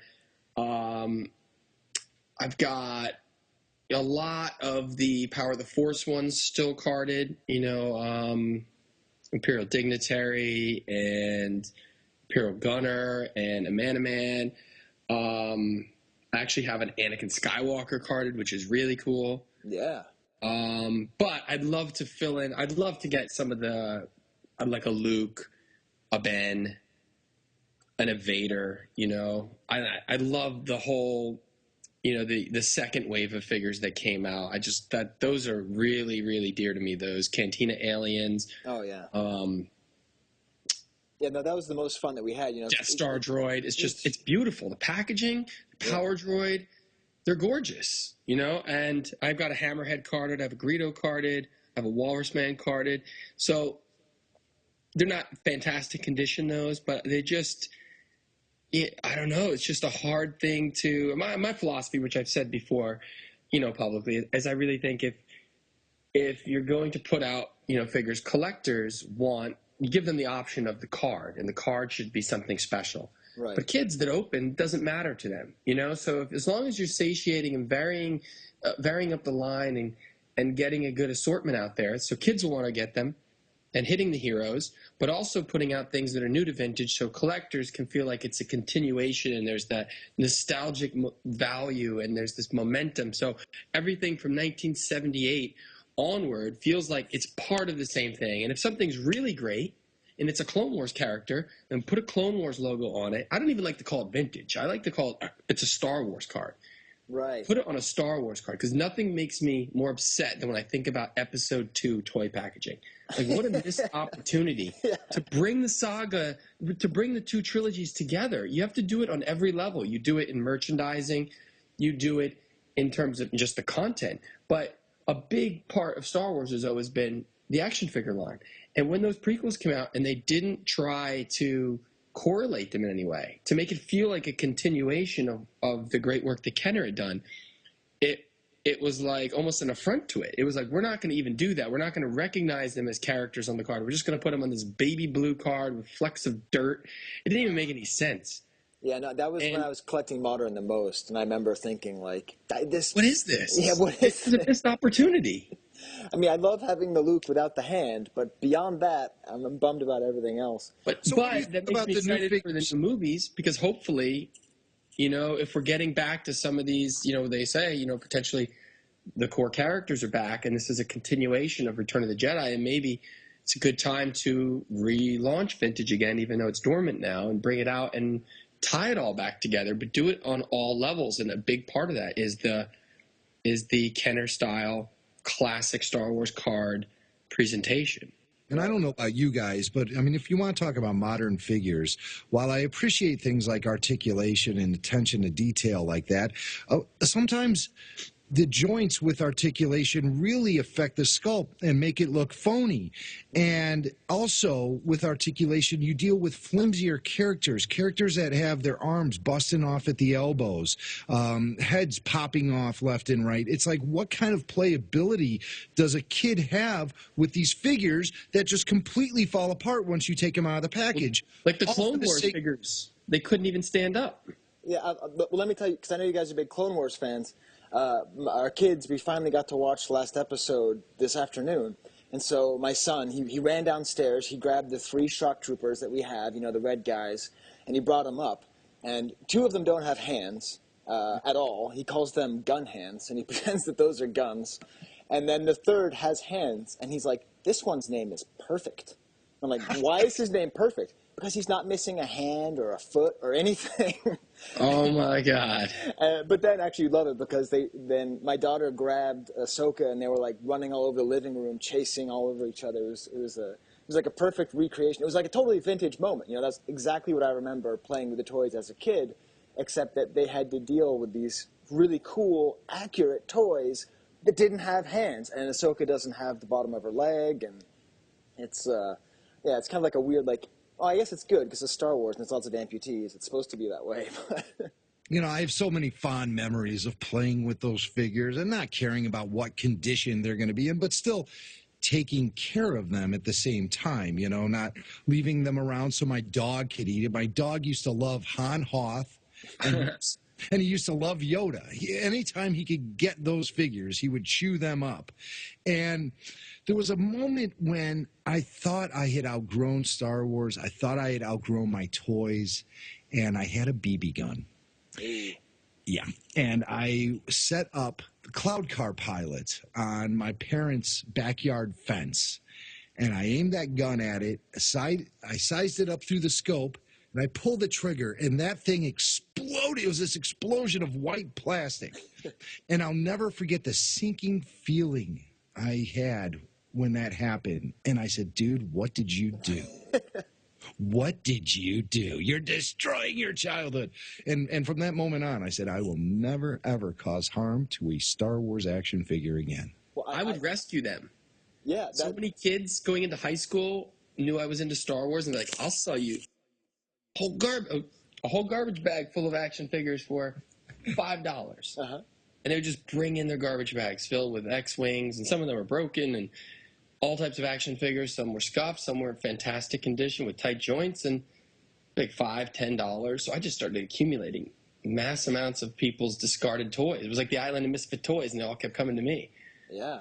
And I would take them, and I'd clean them up, and I'd put them in little bags, and I just saved them all. Yes. During those dark times, Kyle, you and me have talked about this a lot, how we would have dreams of walking into a Walmart or a Toys R Us and seeing the pegs filled with vintage figures, but they weren't the figures that we bought. They were the characters that were never made. Right. I still have dreams about that. Yeah. I'm not even kidding. I have dreams where there's like an R1G4 or a General Dodonna or a Wooher on a vintage card. Oh, yeah. I would lose my mind if there was a Figrin Dan or a CZ3 or a Garindin. The guy was such a key character in the movie. Yep. It's funny you're saying that about the Garindin, because there's this weird thing where before Star Wars was released, maybe you guys know this, but one of the first toys that were made was made by this company, ironically called Star Trek Galore. And they made these, actually it was made by Heritage, but it was advertised in a magazine, like a store called Star Wars Galore or something like that. And they were like these unpainted, really weird bootleg, almost like D&D miniatures. Yes. And for some reason, they had Garindin in there. And I remember just thinking, like, why is this the only vintage version of Garindin anywhere? I mean, there's no puzzle, there's no shirt, iron-on, nothing. Like, this is it. This one little bootleg unpainted thing. You know what it was, too? Back in the day, there was Cracked magazine. Remember Cracked? Oh, of course. Sure. And it had this fantastic cover. I remember it was like bluish. And you're in the cantina, and everyone's making fun of that little guy. But it had all of the aliens that I wanted as action figures, you know? Right. And I was just like, oh, they're going to make those, aren't they? And they just never did. On that side. But actually, Jimmy, I have to say, because the co-host of the show, who actually lives right near you, Kyle, in West Hollywood, he can't be here today, but he collects figures that children have destroyed. That's his main collection. He calls it his reject collection. So he has figures with BBs in them, and he has melted down and figures chewed on by dogs. So if you still have that Cloud Car Pilot, it has a home where it will be cherished with Steve. Oh, that's pieces, cool. Maybe the pieces are still there. It's amazing, because you look at it, and I remember thinking, oh, that's kind of funny, that's kind of goofy. I'm like, oh, no, wait, this is the coolest thing I've ever seen. I mean, okay, I have prototypes, I have one-of-a-kind items, but I don't have a crazy Obi-Wan Kenobi painted like a clown. I mean, he has that. It's just one of a kind. Exactly. Do you guys remember the last vintage purchase you ever made in a store? I do. Mine was a Tebow. and it was at Ben Franklin. I don't know if you guys have those. Where you Sure, guys yeah. Oh yeah, we had Ben Franklin. That's where I used to buy my Topps trading cards, my Star Wars trading cards. Oh, cool, yeah. So yeah. it was on the pegs at Ben Franklin. I remember getting a T-bow, and I remember just looking at the accessories being like, I'm going to lose these. I knew there's no way I was going to hold on to those. How about you, Kyle? You know what? There's a couple. And I don't know which came first, but I remember I'd ordered so many with proof of purchases, the Anakin Skywalker figure. Okay. And they just kept coming in the mail. Like, I think, months and months after the line was done. I think I was still getting Anakins. I think I have 8 of them in the box. Nice. And there was a Christmas. I think I was bad or something because my mom didn't give me all of my presents. And one day I was playing hide and seek, and I was in the closet, and I came up one of her purses was felt hard, and I was like, "What is this?" Because I was hiding, and I opened it up, and it was filled with some Power of the Force figures, and there was 3 of them, and I was like, "What is this?" Because this was March, Christmas was long gone, right. But she had just forgotten to give them to me, and I think those were the last 3 I received. Huh. But I didn't open those. I held on to them. And you I think still in have terms those of in as well? a store, it might have been. I remember I remember the day I went in. I was looking for that Han Solo Carbonite, which I never had as a kid, and I couldn't get a Luke Stormtrooper, but I did get Imperial Gunner and Barada. Those were probably the last 2 I remember buying. Wow. Yeah, that's a pretty specific memory. I assume, Jimmy, you remember yours too? Oh, of course. I was definitely way out of collecting Star Wars at this point. As a matter of fact, I stopped making my action figure purchases around the time of Return of the Jedi. I recall going into a KB Toys, seeing them all on the pegs. I knew my brother had picked up some of them, and I had looked at them at home, and then I was just flipping through the pegs, looking at them all, but I left them all there because I thought, well, you know what? I'm going into high school. I don't play with toys anymore. It's the end. Star Wars films are done with. It's the end of an era. It's time for me to get into chicks and guitars and things like that. And it was 1986, a few years after Jedi. I had hitched a ride at home with a friend of mine from high school. And he said, do you mind if I stop in this toy store? I have to pick up something for my nephew. And I said, yeah, sure, no problem. So I went in there with him, and while he was making his purchase, I got distracted by this big bin filled with Power of the Force action figures. And they were 50 cents each. Wow. So I bought up everything I could with the money I had. I remember buying B-Wing Pilot and Luke Stormtrooper and the Ewoks and whatever was there. The next day I went back and bought the rest. And for the longest time, that was as far as I had pushed my Star Wars vintage collecting. And I felt like I had a pretty complete collection. I knew that there were still some missing, like Han Carbonite. I knew I didn't have him, or Yak Face, which I didn't even know about Yak Face at the time.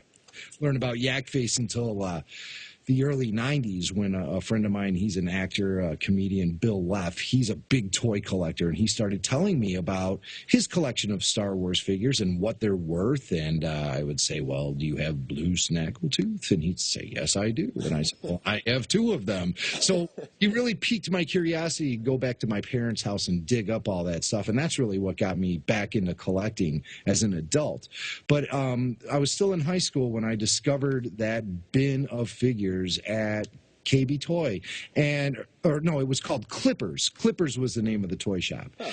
And it was just, a chance thing where I was with a friend of mine and I saw them all in there, and I had thrown away that pretense I had in summer of '83 that I had outgrown this stuff and that it was time to fill up the holes in my collection. And so I did just that.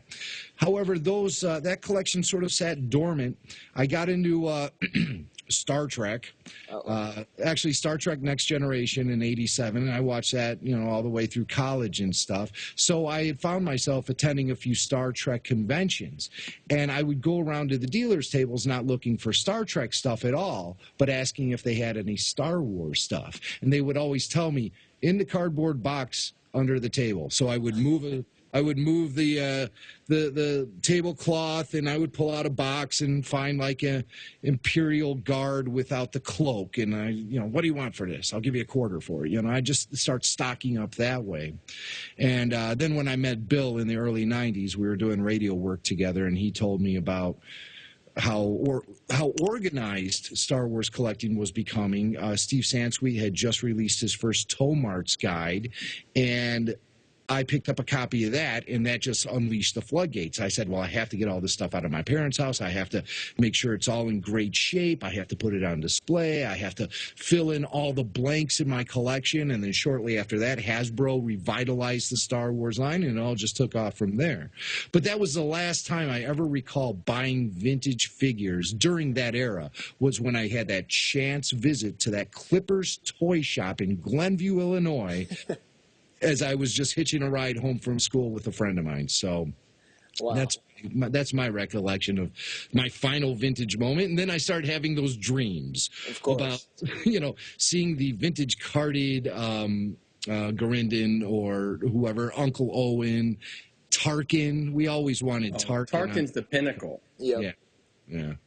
So that's those are my final vintage memories. Wow, that's man. You guys have some really good memories about that. We'll have to start. I haven't asked that question, I don't think, before of any of our interviewees. That's cool too, because it gives you an idea of like people's different ages. I mean, one of the things about my co-host is he's like a lot younger. Like he was, I think he's like not even 30 yet. And it was actually funny, Kyle. I owe you sort of a thank you because I didn't really know how to hang out with him because he was going undergrad when I was at grad school at Santa Barbara. Oh, yeah? And so, like, one of the first times, if not the first time we ever hung out, was when Fanboys was playing at the Magic Lantern Theater. And it didn't come any other, I didn't make it down to L.A. to see any of the showings. I was really excited. And I've told the story on the show before, but I actually won the costume contest. But I won it without trying because I wear all my Chewbacca gear, and I had a Chewbacca sweatshirt. It was like this handmade sweatshirt. And people in Santa Barbara are so relaxed and chill and devoid of, like, passion. I don't know what. But I was the only person who showed up. It was like a full place. But I was the only person who showed up wearing anything Star Wars. So that's awesome. So I got in for free. I apologize. I wasn't able to support you that way. Oh, that's all right. But anyways, I wanted to, we definitely appreciate the movie, and Jimmy and I were talking about it a little bit earlier too. That last line, what if the movie sucks? In my opinion, I think that's what happened to the Star Wars community. Was at that point, half decided it did, half decided it didn't, and I think that was the split. There was a split, and that's why it was a very decided point to end the film, because really it was about the movie, that whole thing. What we're trying to do is just show how it brought people together, awakened people to it. And after that, fandom kind of went in two different directions. And there's the people, which I actually think they all tend to be really miserable people that really don't like themselves. They just wanted to judge the movie as it was in 1999 and never look at it in context to what else came out. Yep. And I understand why it was. You just jumped to that conclusion. That's it. But it was hard, and definitely was a schism in the fans. Yeah, it was. I mean, I could talk about it for hours and hours. I know Jimmy says that we should probably wrap it up soon. Although I do actually, I unfortunately, I have a work call that I'm late for, and I apologize because I was late to you too. Just kind of a crazy day, but I'm also happy to talk further at a later point if you want to. I apologize, I have to hop off right now. No. I've been a fan of your site and your podcast for a bit, so awesome. It's great to finally come on and chat about all this stuff because I think about it every day. Awesome. Well, it's we love. But I will let you guys go. I will have to talk to you guys again because you have not answered the So Be It lightning round questions. You let me know. I can do it whenever. I apologize I have to go now, but I'm down to come back later this week and future. You tell me, and we'll figure it out. All right. Well, cool. Well, thank you again. Great chatting. Yeah, awesome chatting. All right. All right. Thanks. See you, Kyle.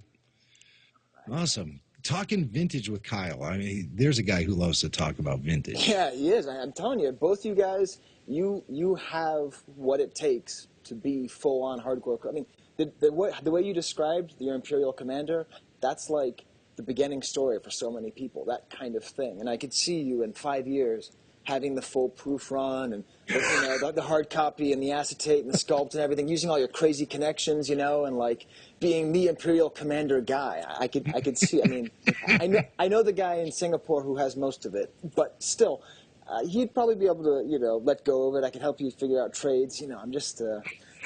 And definitely Kyle there too. We'll have to work on again finding this great center ground. You could be my collection manager. Exactly, I'd love to be, because especially if condition is not your be all end all, collecting is a lot of fun and it's not that expensive. If all you care about is AFA 85, then you're just going to spend a lot of money and it's going to be a little bit less fun. Yeah, and there's a few holes in my collection, too, that I'd like to complete. Some play sets, vehicles, vintage, of course, that I would really like to get back. I used to keep all the boxes, too. I had the foresight as a kid not to throw the boxes away. Right. And we had them all broken down, and they were in my basement. And wouldn't you know it, the sump pump failed, the basement flooded, and all of those mint boxes just got trashed. And that probably happened, I pinpoint that date around somewhere like around 1989.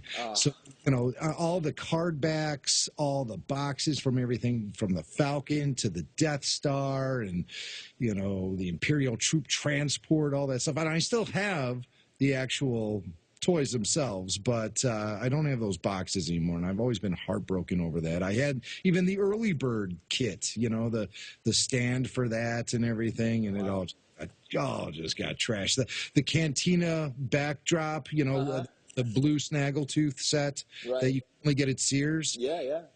We used to go to Sears all the time with my parents, and we would flip through that catalog, and we saw that blue snaggletooth, and we said, this is a figure we don't have. We need this play set. And that year for Christmas, we both got the Cantina play set. It was a thrill. We got all of those Sears exclusives over the years. Oh, wow.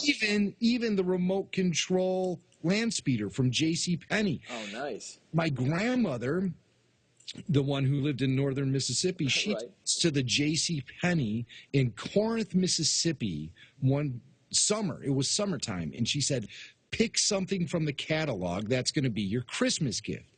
And so we saw this remote control land speeder, and one was not good enough for me and my brother. We both had to have our own. Right. So we both told Graham that's what we wanted, and it was the longest wait for that Christmas to roll around, and we finally got our remote control land speeders, put the batteries in it, and the thing didn't work for but, because it just had this little R2-D2 clicker. You click it, and the thing would just, drive right into the wall and get stuck there, and it was mostly ineffective, but it was still cool to have, and I still have both of those remote control speeders.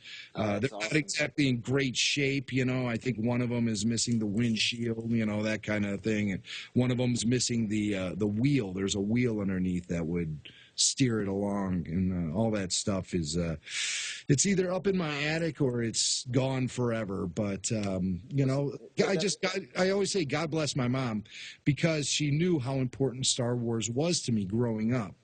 Every toy I had, from the $6 Million Man to G.I. Joe with the Kung Fu grip, all that stuff went in the garage sales, but she never touched my Star Wars stuff, because she knew it meant a lot to me growing up, and she thought it would be something that I could share with her grandchildren someday. Little did she know I do share it with them, but I don't let them touch it. Right.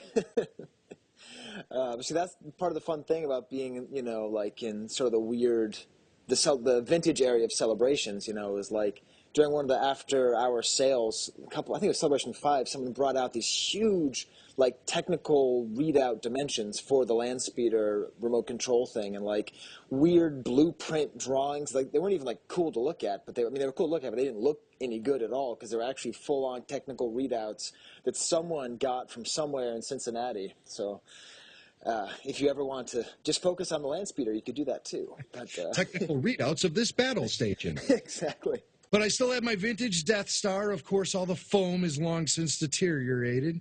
I still have the vintage Dagobah playset. Again, all the foam has deteriorated. Of course. But I still love having them, and I have them on display, and they're very important parts of not only my collection, but of my childhood. And, yeah, they're not in mint condition.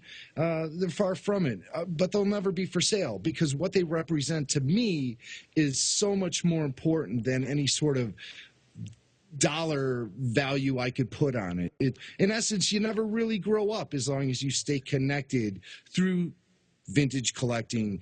You never really get that sense you've fully grown up. You've just evolved. Right. You're just an accidental adult. That's what I often call myself.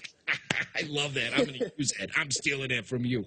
Accidental adult. Skye, it's been a pleasure. Yes. I could talk, like Kyle said, I could talk vintage all day long. And if you want to continue this discussion down the road, I'm available and more than happy to chat vintage with you all night long. Well, yeah. Well, I think because you guys have both not answered the Soviet lightning round questions, we'll definitely have to get you back on.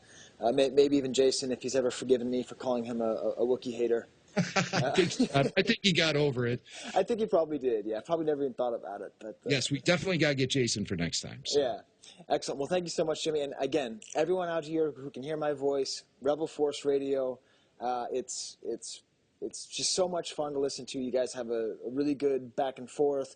The sound bites are great. Every week they do the thing with Billy D. Williams where they get an amazing quote, although somehow it took them a long time to get to Bingo Long and his Traveling All-Stars and Road Kings. I don't know why it took you guys so long to get there. It took a long time. It sure did. But they always have just these great features. And if you want to know what's happening with episodes 7, 8, and 9, they're definitely the place to go. And be sure to give my warmest regards to Gus Lopez. I will. He is, his website was one of the original Star Wars websites I visited back in the early days of the internet in the mid 90s, and it definitely was an educational experience when I discovered his massive collection of prototypes and rare action figures. You name it, Gus has got it. And I think that you are supplying the perfect podcast for his website. So keep up the thank you very much, Jimmy.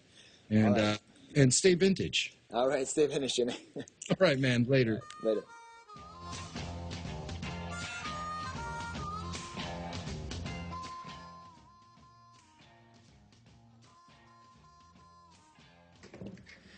All right, Steve, I hope that interview went well. I imagine it did.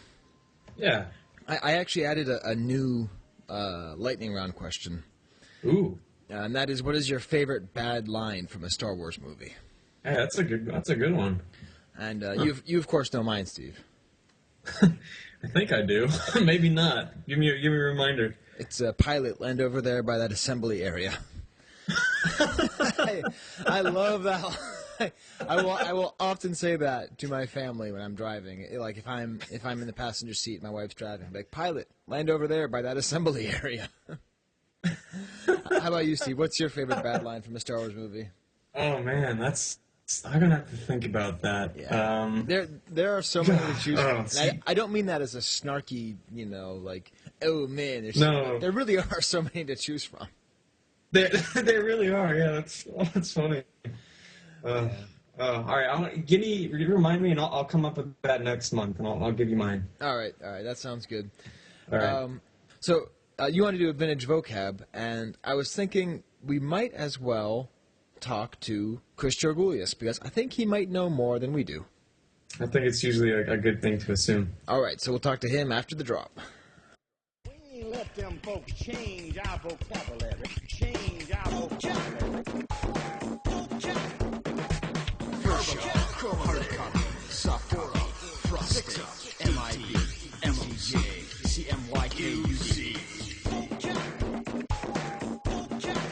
It's vintage. And the vocab word for today is box flat. Hello. Chris. All right, well, we're here with Chris Georgoulias, Steve. As always? And, well, not as always, as not as often as we'd like. But, yeah, and we're the figure this month, Chris, is, Luke Bespin. And this has got us thinking a lot about box flats, right? Because there's a lot of these 12-inch figure box flats that came out for the Empire Strikes Back unproduced line of 12-inch figures. And I was thinking, Chris, I'm going to try to explain box flats. And if I'm right, then you can just say that's right. But I've never really fully understood what they were. Steve, have you had the same problem? I mean, I'm probably in the same boat as you. As I have a general understanding, but there's probably specifics that I don't have. Okay, so as far as I can figure, Chris, these are not pre-production items? Yeah, that's correct. I mean, all boxes start off as box flats, you know. They get them from the printer, and then they just, you know, they're in their cases of them. You just pull it out and unfold it and stick your toy in it. Okay. So in regards to the 12-inch line, it's just packaging that was printed up and ready to go, but didn't go to that next step, actually being used. Okay, so then they feel like proofs to people because they're something that isn't the production item without the actual toy, but they should not be confused with proofs in almost any way. Well, I mean, there's probably some proofs out there that are actually like unused card bags, so it's almost the same thing, except the difference in the proof is, you know, you'd have to actually put a blister on there. Right. And that's another process, whereas a box flat, you can literally fold it up and then take the contents out of a regular toy, and you could transfer it, and you'd have a mint box. Right. Toy. All right. So if we're looking at, like, you know, we'll be having pictures on the enhanced podcast of the Luke Bespin. So then, where did this probably come from? How many do we think are out there? I mean, if this was unproduced, right? Why do we have this in this forward of a stage? Well, I would say for the most part, probably because of Steve Denny, the collector from Kentucky, and he was one of the earliest guys, and he's probably one of the first guys digging prototypes out of Kenner, literally out of the dumpsters. Okay. I mean, tons of proofs that you have and seen, box flats, things. I'm not sure the box flats as much. I know proofs. He literally pulled things out of the dumpster at Kenner in addition to buying stuff, you know, from his employees and from flea markets. You know, he showed up at one flea market, a guy had just like, I think, comic box, long boxes full of just proof cards, you know, because wow. When you print materials, I mean, once you get the printing process going, you know, it doesn't take long, you crank that stuff out. So it's just the way they do production, and it's all what gets saved and who saves it and if he passes it along, and that's why you have so many of those boxes around. Right. And desirability is depending on, you know, what it is. You know, an unproduced 12-inch doll is going to have more desirability than, say, like a box flat of, like, an X-Wing fighter or something like that. Right. Okay. So basically we don't know how many there are, but there's probably not more than a handful, right, of this one in particular, or we just would never know. Are we talking specifically Luke Bespin box? Yeah, specifically, just as an example of an unproduced figure. It's hard to say what's out there. I'd have to say that, I mean, just from what I've seen over the years, it had to be less than a dozen. Right. You know, probably, you know, half a dozen to a dozen. That's just a off-the-cuff guess, just based on kind of, you know, because I know there's some in private collections. We can add those up, you know, and then figure there's a few more beyond that, you know. A dozen's probably not far off. It's probably might be on the high side from what I'm guessing. All right, so good. So it seems as though we were pretty close as to how that goes. Now, I was also thinking, too, that, like, I mean, do people ever sort of, because you could just fold these up, I mean, I've seen people sort of fold them up and make them into, like, look like toys that were actually made. I mean, what's the sort of experience with, like, box flats and how it sort of pertains to sort of, like, fakery? Have you seen stuff like that? Yeah, I have. I mean, there were some on eBay a while back, you know, a few years ago. Huh. I guess without naming names, you know, it sort of goes into like one of these ethics things, like is it real, is it not real? I mean, really, it's a printed item, but if you stick a toy in it to make it look like a full toy, does it? It's sort of fakery in that respect, but I guess it depends on your point of view, because I've heard opposing point of view. It's like, well, you know, this is what it would have been, and here's the contents, and right. But you can't say, yeah, this came off the assembly line as that, or, you know, even, I guess if you got it as a sample from some employee, literally, though, it's probably the contents of something that was already existing, you know, just transferred. Right. So it's hard to say. It is, because, you know, I have, like, the Empire Strikes Back Chewbacca box flat, so, you know, that was unproduced as well, at least as an Empire figure, at least in America. And, I mean, my problem is it displays well, but, you know, there's a lot of that kind of brown cardboard, and I would never do it, but it would look nicer if it looked like the rest of the 12-inch Chewbaccas that I have, and it was all lined up. And I've thought about, you know, getting a Star Wars one and just removing it and setting it all up. And yeah, no, it is an interesting question of ethics. Yeah, but once you fold it, you can't go back. You know, it's folded up. Yeah. You know, and it's going to depend on your next, you know, whatever you do with it later on. If you try to pass it along to somebody, you'd have to find somebody who wanted it because it was folded up, and you might find somebody like that. But then other people might look at it and say, well, you know, you took this unproduced thing and you folded it up and stuck it around a production item, so it sort of loses its appeal, I think. Yeah. And then the other thing, too, is, you know, this is vintage vocab, so we've just explained what a box flat is. But what is a toy shop scrapbook, Chris? That is years of my life. That's what that translates to. But basically, I guess most people know what Toy Shop magazine was sort of like the way to buy and sell toys and stuff.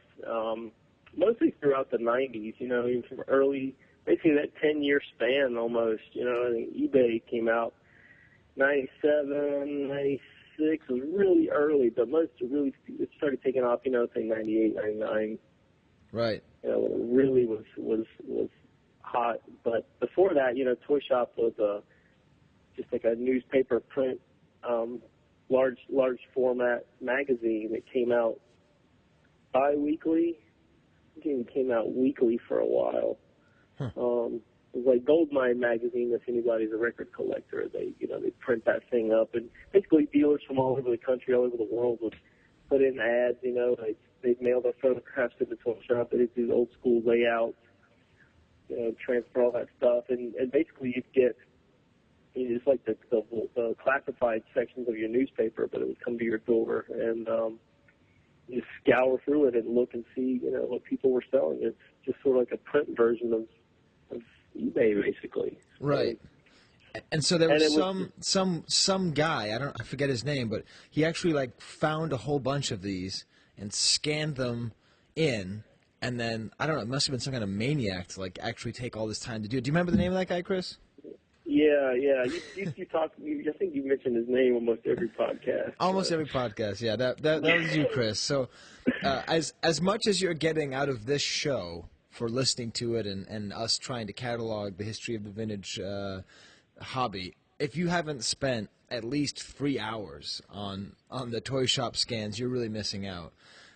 Because a lot of it's funny, you know, and a lot of it's like heartbreaking. Because you see these prices, like I'm looking at a Leia Bespin first shot that's going for, looks like $300 there. And then some of it is like hilariously ludicrous and stuff that's happening now. Like someone was dumping C-3PO removable limbs in Kenner baggies. And he says it's a great investment because C-3PO will be in all the new movies. Which, Steve, I believe you mentioned that as something they were saying on episode 7 for a reason why people should buy, you know, a C6 Bosk toy. But the reason why I bring it up now is because there's actually some really cool ones with 12-inch Luke Bespins. And I thought I would sort of kind of highlight those because there's even like a Luke Bespin box flat here. And the minimum bid is $2,000. I don't know what it sold for. Chris, did you keep track of what everything sold for? Did you try and track that, or was there any way to do that? Oh, there's no way to do that. I mean, basically, that magazine came out. It was literally like going through the classified ads. And what I do is after a while, I was like, man, I want to see certain things and keep track of them. And the only way to really do it was to cut them out and just take those old school photo albums, those wax pages, and I cut the ads out, and I'd cut like lines out of the ads and sit there and put those things, with an X-Acto knife and lay them in there. So all that stuff too with the scan. It all looks like it's separate. It's like me cutting these things out with the X-Acto knife from larger ads, cutting out just the few items that I wanted to retain. And basically I tried to retain everything that was like really rare or like bootleg or unique. Right. But, the stack of toy shops that I eventually threw out was about 4 feet tall. Oh my God. It was a tremendous. I'd never do it again now, but I'm glad I did at the time because it was a really nice way to snapshot in time of all that stuff. But what I captured there is a fraction of the amount of Star Wars stuff that was actually sold. I didn't catalog all the different action figures and regular items. I just wanted to save the really rare stuff. Oh wow! Because it was things I wanted to refer back to, and then Chris Nichols thought it would be a great idea to scan them in and make them available online, and that's how everybody's seen them. Before that, I would just tote it around with me and show people, and have gatherings or whatever, and people really loved it. And it's become a great resource, and I'm sitting here staring. Now there's a stack under my bed, probably 10 issues that I never got around to that were early, and I had a list for a while saying these were the ones that I still needed, and I was Arnaud actually in France, he was promising me he'd take his out of the storage and send them to me so I could do that. And I guess with the few ones I need left, that I'm gonna have left, I would actually go through those. But you have to look through this. I have to look through it like 3 times. And then, cursory glance, you go in there and then mark all the pages that I wanted and start going in there and cutting everything out. So you're saying your job's not done, Chris. You have to go back and finish with the ones under your bed, right? Those few, yeah. Good grief. I'm going to knock the dust off of those. I don't know. There may not be stuff. I think Toy Shop started in 1988. Oh, wow. I didn't get my first issue until 91, I think. And then I subscribed to it, and it came like clockwork. But you had to get the good subscription. You had to get like the overnight subscription, which was ridiculously expensive. I just got the regular version. So by the time I got it, the dealers and everything had been through it for a week before I finally got my copy. Oh, right. There's stuff to get, but lots of box flats in there, lots of interesting unproduced stuff. It's pretty easy to search for now if you look in there. I sort of itemized everything and just search on the text and you can sort of find. Yeah, no, it's great. You could get a Power of the Force Gamorrean Guard for $125. C9, pretty crazy. Yep. Yeah, that's great stuff. Well, cool, Chris. I know you don't have that much time to talk, but just wanted to make sure we knew what we were talking about with box flats and do a little bit of advertisement. You can get to it by going to, you can type Toy Shop Scrapbook in Google and it comes right up. You know what, Chris? That's a much better idea. Yeah. So definitely worth checking out, and you could even, I would say listeners, they could email us thevintagepod at gmail.com. They could email us and say something they found in there that they thought was interesting that we should talk about, because there's tons of stuff in there, and I've just every time I look at it I see something new. So Chris, you know the irony, right? You know what this basically is. What's that?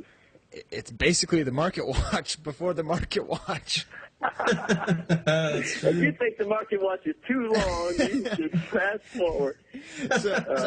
I think we should get Brisbane. Let your audience members know that Skye put me up to that. I don't think he plays the drop anymore. So I did. I didn't play it last month, but we should get Brisbane Mike and Fantastic Pete to say, if you think Chris talking about the scrapbook is too long, you should pass it on.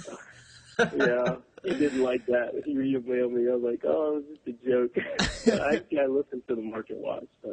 I know. Everyone does. It's well, now that we actually had them on the show, I think it's a little bit more relatable. But yeah, no, it's basically the proto Market Watch because it was the only way to really track sales at the time. So I think that's right.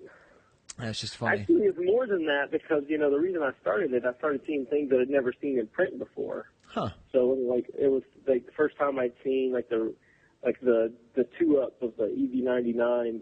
Like that was Mike Huckabone had it in that. Oh man, I'm gonna save that, and I was like, oh yeah, I should start saving more of these things. Right. And that's how it grew. But it's so not so much to looking at prices. But it's a good snapshot in prices for those types of things. But yeah, the carded stuff and everything. It's crazy how what you could have done back then. People say invest in 1978.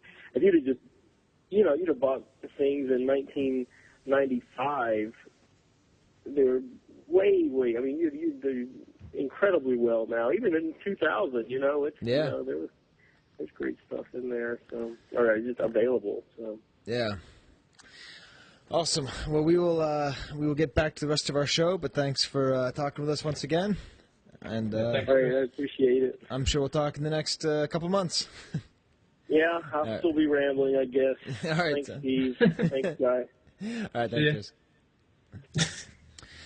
And that conversation, Steve, leads us quite nicely into what, Steve?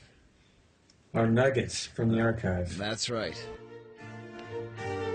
'Tis a nugget from the archive. 'Tis a nugget. Oh my God, they're gorgeous. From the archive. Oh my God, they're gorgeous. See, Steve, it's kind of funny. We wound up actually talking a lot about the 12-inch figure. Yeah. It is really interesting, that they didn't make these, large-size action figures, or as we also call them, Steve? Dolls. Dolls, yes. Sorry, Lee. Boy, how long ago did we interview Lee? Steve, can you believe we've been doing this show for 3 years? God. It is still kind of crazy to think about. It was funny when I said that we should interview, the rather childish guy, and I was like, boy, I hope we haven't already done that. 'Cause I feel like... I was just looking through our archives. It's funny, we've done a lot. But anyways, it is a really interesting figure, and what we found here is there's a couple pictures of the prototypes that exist. Okay, so right.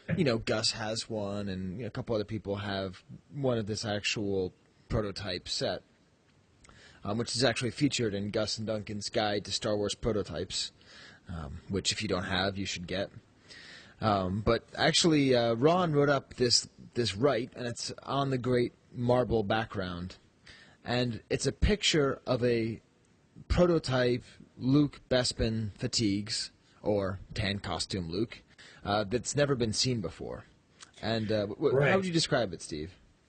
Well, it's got the regular outfit, but it's the boots that kind of distinguish it. The prototypes that have surfaced have actual molded boots that kind of try to mimic the regular costume, but this has these kind of fabric covers, or I don't know really how to describe it, but it kind of makes this one stand out as something maybe a little bit earlier, because the other 12-inch Lukes, and I think the Han also had that kind of molded boot. Right, the standard plastic molded boot.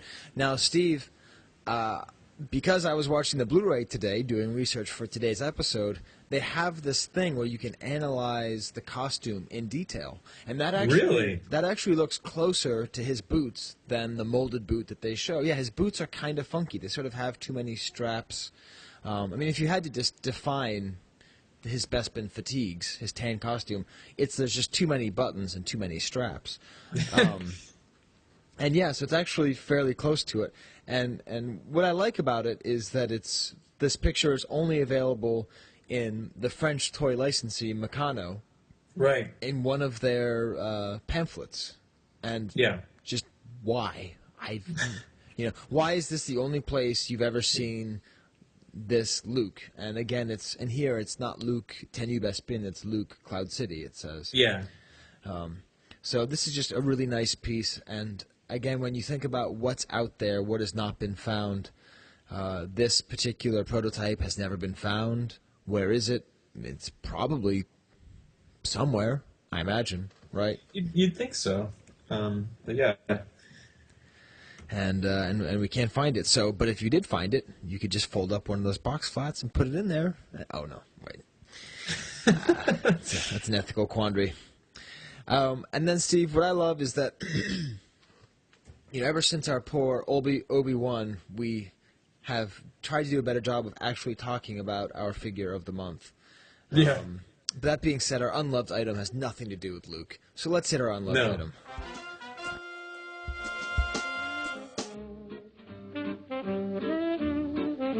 You don't hate, only the unloved hate. The unloved and the unnatural. The unloved and the unnatural.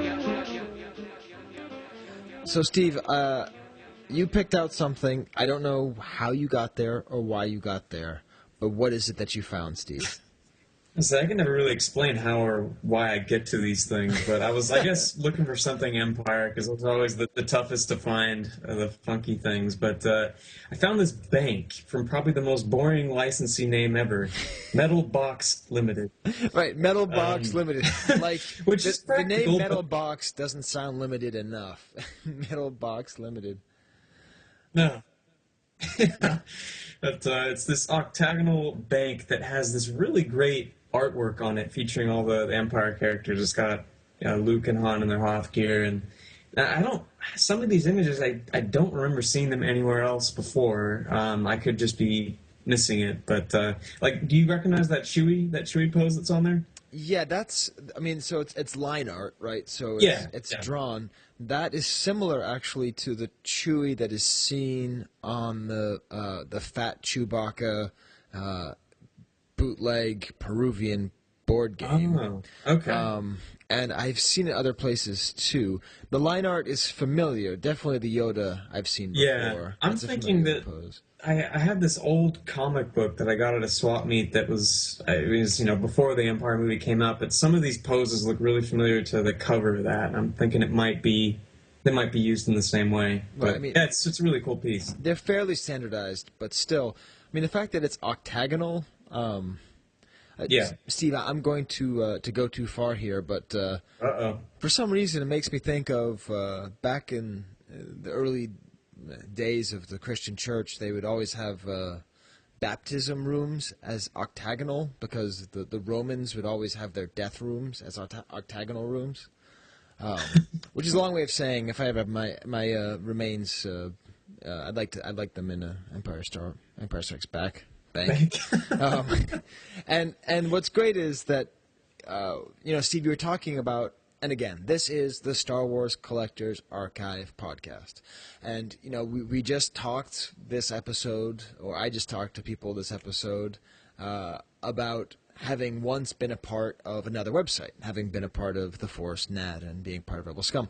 And there's great things that come along with that, Steve, right? You get all this access and privilege and notoriety and hits and all that stuff. But the fact that our hobby primarily involves just goofing around on my favorite website is just the greatest thing. It really is, yeah. And so I clicked when I saw that name, Metal Box Limited, which again is just, really? You need to throw the limited on there? I noticed that there were other banks from the early 80s, and these are all posted by Duncan Jenkins. He was not available for comment, Steve, which is a way of saying that I contacted him tonight at 5 o'clock asking if he could record. See, I wasn't going to tell the audience that. Yeah, no, most of these things... it's, Steve, my semester's starting back up again. Yeah. My daughter had to go to the hospital because she was dehydrated this week. Oh, no. My wife's skipping off to New York City to see stupid My Morning Jacket concerts, and I'm alone with the kids during the whole, spring break, and I'm at work. I tell you, this is a tough time for the old Sky Bar. But, that being said, I wasn't able to really get these things prepared. But I was able to email him. All he was able to say was that they're on these other banks. So, Steve, I don't know how to describe these. Yeah, I don't either, really. So, there are other banks, and on one side is a standard shot from Empire of the Star Destroyer shooting at the Millennium Falcon. Right. And then on one side of them, there's Yoda. And next to Yoda, there's just these two red dials. And I guess it's just a combination bank. Yeah, right. So I guess the only way you could... So it's like a safe, basically. Yeah. But it's really, really flimsy. Like, holy cow, this is a flimsy bank. And Duncan said that the combo locks are not very rugged and probably wouldn't keep someone's little sister out of it. So, anyways, he said he'd be happy to be on the show. So we're going to see if we can get the king of the space freaks, Duncan Jenkins, to come and talk to us about another unloved item. Oh, great. That'd be awesome. And what I love, too, and we're going to show this in the enhanced version, is the Darth Vader combination bank.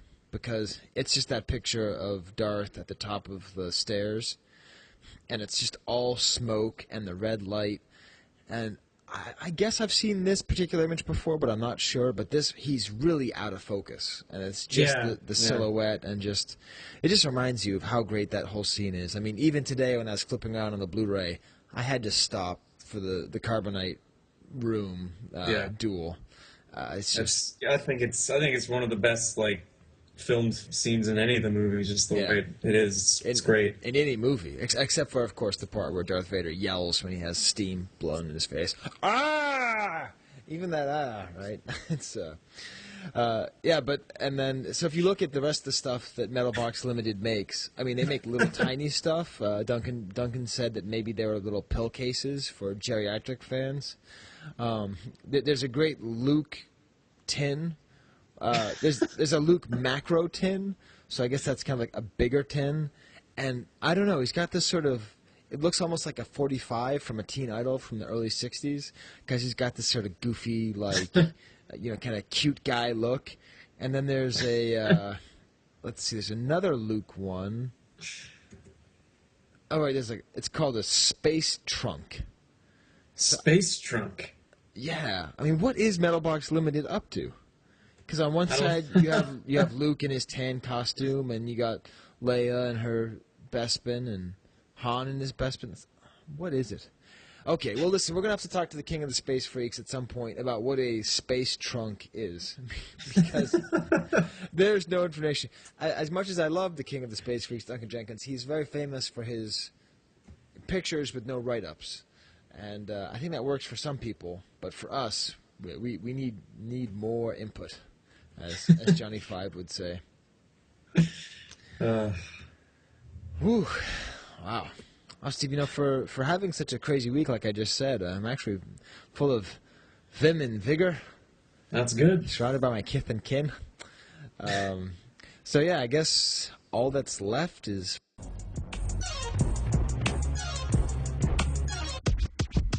$1 Flicks. Market Watch.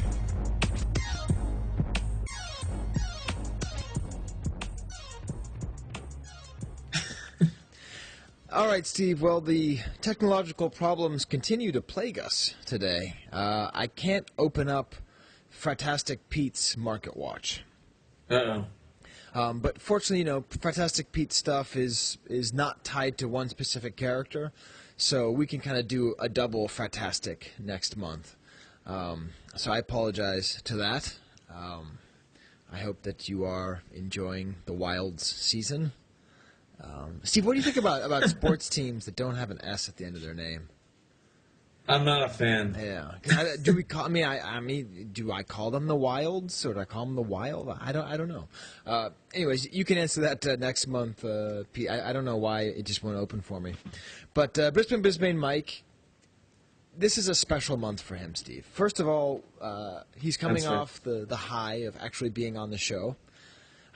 He is officially now mentioned in the opening credits to the show. I assume his favorite rugby team is doing well, or soccer, or whatever the hell we talk about every month.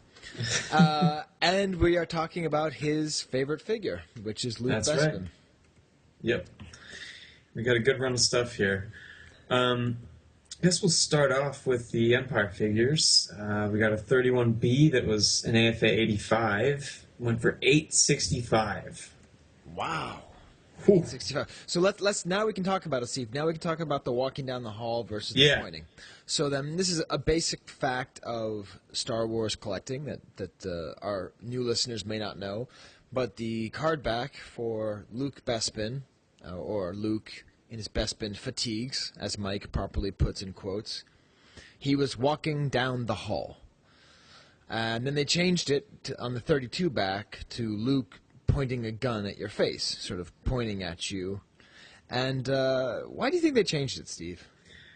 I mean, I guess to make him seem a little more tough. I mean, he looks a little timid in that original card back, but I think that maybe more reflects the situation at hand. Yeah, it really works better for me, and I love, in particular on the 12-inch box flats that you see, the little picture that they chose for just his face. He has got the goofiest looking, like, oh, I don't know about this. And that's what the walking photo. Yeah. That's what for this figure, you know, obviously the in-between white and black and the gray. And certainly when you listen to Lucas talk about it on the commentary while fast-forwarding and annoying your children, you know, he just talks about how the movie is really about Luke screwing up. Like, Luke is doing the absolute wrong thing when he goes. He should not be there. He is giving into the dark side. He's doing everything wrong. Which makes sense that you would want to sell that as a toy, and that you'd want to sell him with a gun pointing out at you, because who wants the official toy of walking down a hallway scared about your future? Wow, that's really cool, though. Man, I would love that. Anyways, so that's a long way of saying $875. Was that right?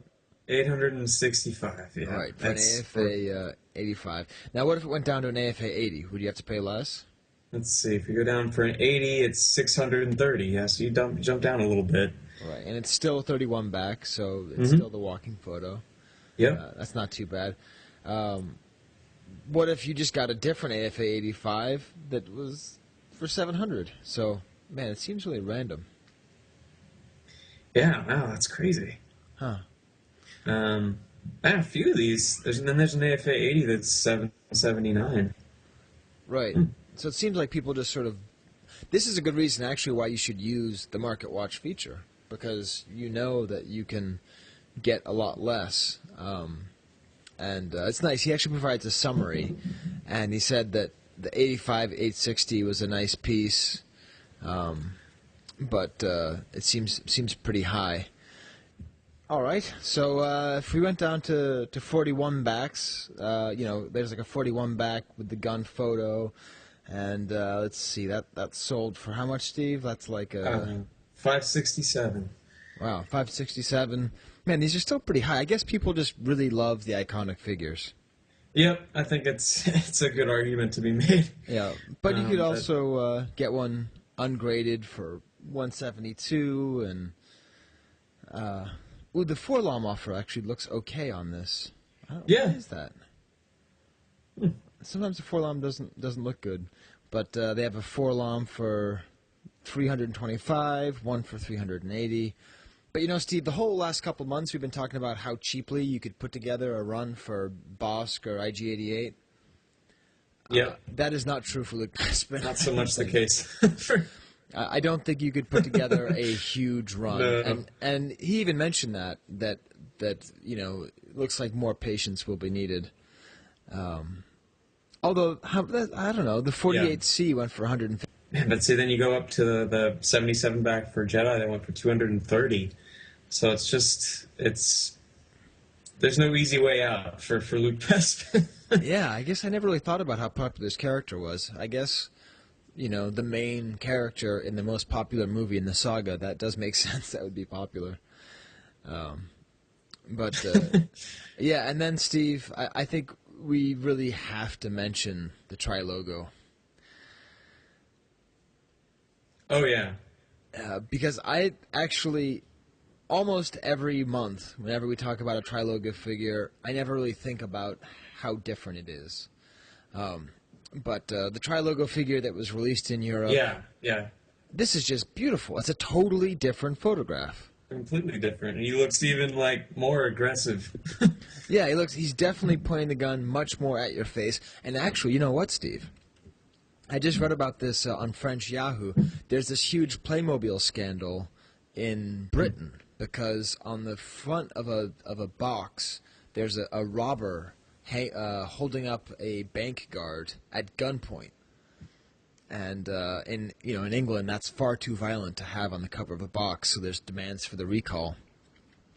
Huh. And I think maybe they would say the same thing if the Luke Bespin fatigues were to come out now, because he's pointing his gun directly at you, like, "Hey kid, you want to buy this?" Exactly.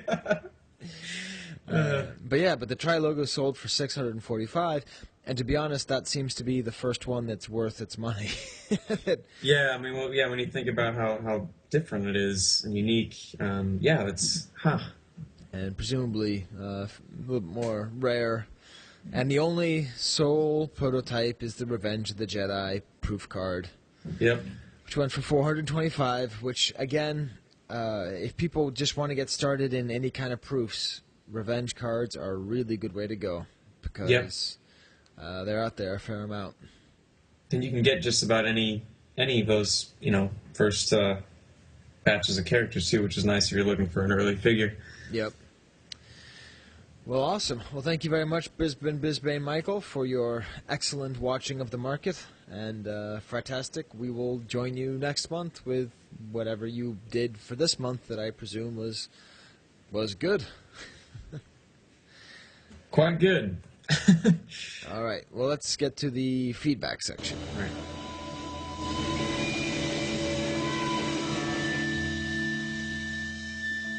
All right, Steve, we got lots of good feedback this month. Definitely. And, it was cool, Steve. Someone wound up posting to one of our old threads about Snaggletooth. Yeah. And this is just another beautiful, it was a Jared image this time, yeah? Yeah. And it's pointing out that Snaggletooth's outfit is very similar to Michael Jackson's outfit in Thriller. Yeah, it's impeccably close. It's like just. and a couple months ago, it was like we talked about how Doctor Who was the origin of Bosk's costume. Right. And I think there could be something here. So this little Photoshop work that Jared did, we'll put up on our show notes, is just beautiful because it is Snaggletooth as Michael Jackson. Yeah, and I think it's funny. It all started. Chris Wilkins saw that Jared just happened to change, I think, his profile picture to Snaggletooth, and he made the connection. And then, sure enough, right after that, we get this amazing Michael Jackson Snaggletooth mix up. If you're just listening to the show, if you're not going to our Facebook page and checking out the Galerie de Jared, or if you're not going to the forum, and if you don't have the enhanced, you got to see these images because let's see, John Peck put together a Twilight parody with IG-88 because as you may remember, we talked about last month, IG-88, according to Steve Sansweet, has a glittery variant, a glittery paint variant, which we didn't know about, which made us think about IG-88 in Twilight, because the vampire's all sparkly glowy with his skin. And then that made you think about him playing baseball against werewolves, and Jared came through with a great picture of, which, to tell you the truth, that may have to be our fantasy baseball logo this year. Oh, man, that is pretty sweet. Yeah. Just a couple, I love getting emails of people saying that they just listen to old episodes or old issues, as I pretentiously call them. Let's see, Richard emails us and says that he took a trip around Europe and listened to episodes 6 to 15. Awesome. And he says that our features are great, and the dynamic between us is amazing and interesting. Whoa. So I like that. I don't know why you gave your best Keanu Reeves impression, but that's what I was going for. Yeah, but I like you. That's good. I met Alex Winter once, the guy who plays Bill from Bill and Ted. Oh yeah. Actually, I met him at the Cannes Film Festival. This is potentially the second time in this show that I mentioned the Cannes Film Festival, because I may be mentioning it tomorrow. But yeah, I was pretty excited to meet him. We had no responses, Steve, to the vintage chess set, except Ollie, our faithful listener, sent us something about a Lego Hoth chess set. Oh yeah, that's right. Which is cool, but come on, Vintage Pod listeners, let us know about what we should do about that. So we got a really nice long email from James where he talks a little bit about his vintage memories, and just sort of that he's kind of catching up, and he says that listening to your podcast has inspired him to complete his collection and to give the 4-year-old boy the collection he always dreamed of. So that's just great. He's out of Sheffield in England, which I believe is next to Gary, England. That was a baseball joke for you, Steve. Gary Sheffield, the dork with I didn't hear that first part. Oh, okay. The dork with braces from the 1988 Top Chef. Oh, okay. All right. Because if Gary, Indiana moved next to Sheffield, England. And speaking of sports, Steve, Martin Thurn, who it's been a couple months. We've been waiting to talk to him about his amazing zine that he came out with a couple of years ago. Oh, boy, it must have been longer than a couple of years ago, but many couple of years ago, which could be seen as almost a sort of prequel to what we're doing in print. Why don't you quote this one, Steve? Hi, Skye and Steve. After listening to the Bosk episode, here's some feedback. 1. The cast is too long already. Please drop the fantasy sports crap. Looking forward to the next one. Smiley face. And I knew it was from Martin because I think that smiley face, I've seen him use that particular form before. I'm like, I wonder if that was from Martin. Yeah. Well, Steve, I said earlier in the episode that I like J.J. Abrams and George Lucas because they're withholding, and they don't always give the audience exactly what they want, Steve. Oh, no. See, this is the tie-in. Yeah, and this is the tie-in. It's all right here. So, no, the fantasy sports crap has to stay. You know why? Because if we took out the fantasy sports crap, you would actually miss it. Because you would say, I have no reason to skip the end of the episode. But once you know that we start talking about it, it's your cue. Yeah, but don't worry, audience. We just the season hasn't started yet. Not quite. Although, have you started? Have you signed up, Steve? I did sign up. Yeah, I'm sticking with the line of deflector shields for now. And I went with a controversial new name, Steve. Oh, really? I don't think I've seen yours yet. Well, I realized that I can no longer name myself after known Red Sox because I've won 3 years in a row and I have this conflict in my heart, and so I tried to pick a figure who could kind of match that. So I am now Babe Proof. Oh man. And I'm doing it partly to antagonize the Yankee fans, of which there are many in our little group. Yeah, there are a few. Yeah. And I photoshopped an old Leaf baseball card from 28 or something, and I changed it so it says Babe Proof, and then I photoshopped the Yankee sign out so it just looks kind of blurry. Because, of course, he was first and foremost a Red Sox, like Kevin Youkilis, once a Red Sox, always a Red Sox. So I may change it before the season starts, but I just thought, I want to win, but I also really want not to win, because I always root for the underdog, and I'm just definitely not the underdog anymore. All right, so... We heard you loud and clear, Martin. More fantasy baseball stuff. I wasn't reading too close. I think that's what you said. But yeah, and so I think that leads us up to next month, Steve. Who's our figure next month? I was hoping you would know. I'm actually picking up Kellerman right now. I had to put my thing of water out. I'm going to flip through Kellerman. No, we've already done Jawa. We've already done. We're on to page 35. past page 37 of Kellerman, and it is Han Solo in Hoth outfit. All right. Aha. So once again, we could dip our toes into the box flat. One of my favorite threads from a long time ago involves a Hoth box flat. Do you remember that one, Steve? Maybe not. It ended with the line, clearly this box flat is not for the members of this forum. Which is just great. Ooh, we got some good ones coming up, Steve. I can't wait. But you know what I also can't wait for? I can't wait to go to bed because it's like midnight out here. I had a feeling. So, it's been a good episode. Hope you guys enjoyed the interviews, and thanks for staying with us as we sort of rebrand ourselves as the Vintage Pod and stay true to our core values, which is annoying you with fantasy baseball. Wampa Wampa! Adios. Star Wars figures. R2-D2. Chewbacca, Luke, and Princess Leia. They're the Star Wars Early Bird set of figures. These action figures are not yet available, but this Star Wars Early Bird certificate package is in stores with its colorful Star Wars picture display stand and certificate.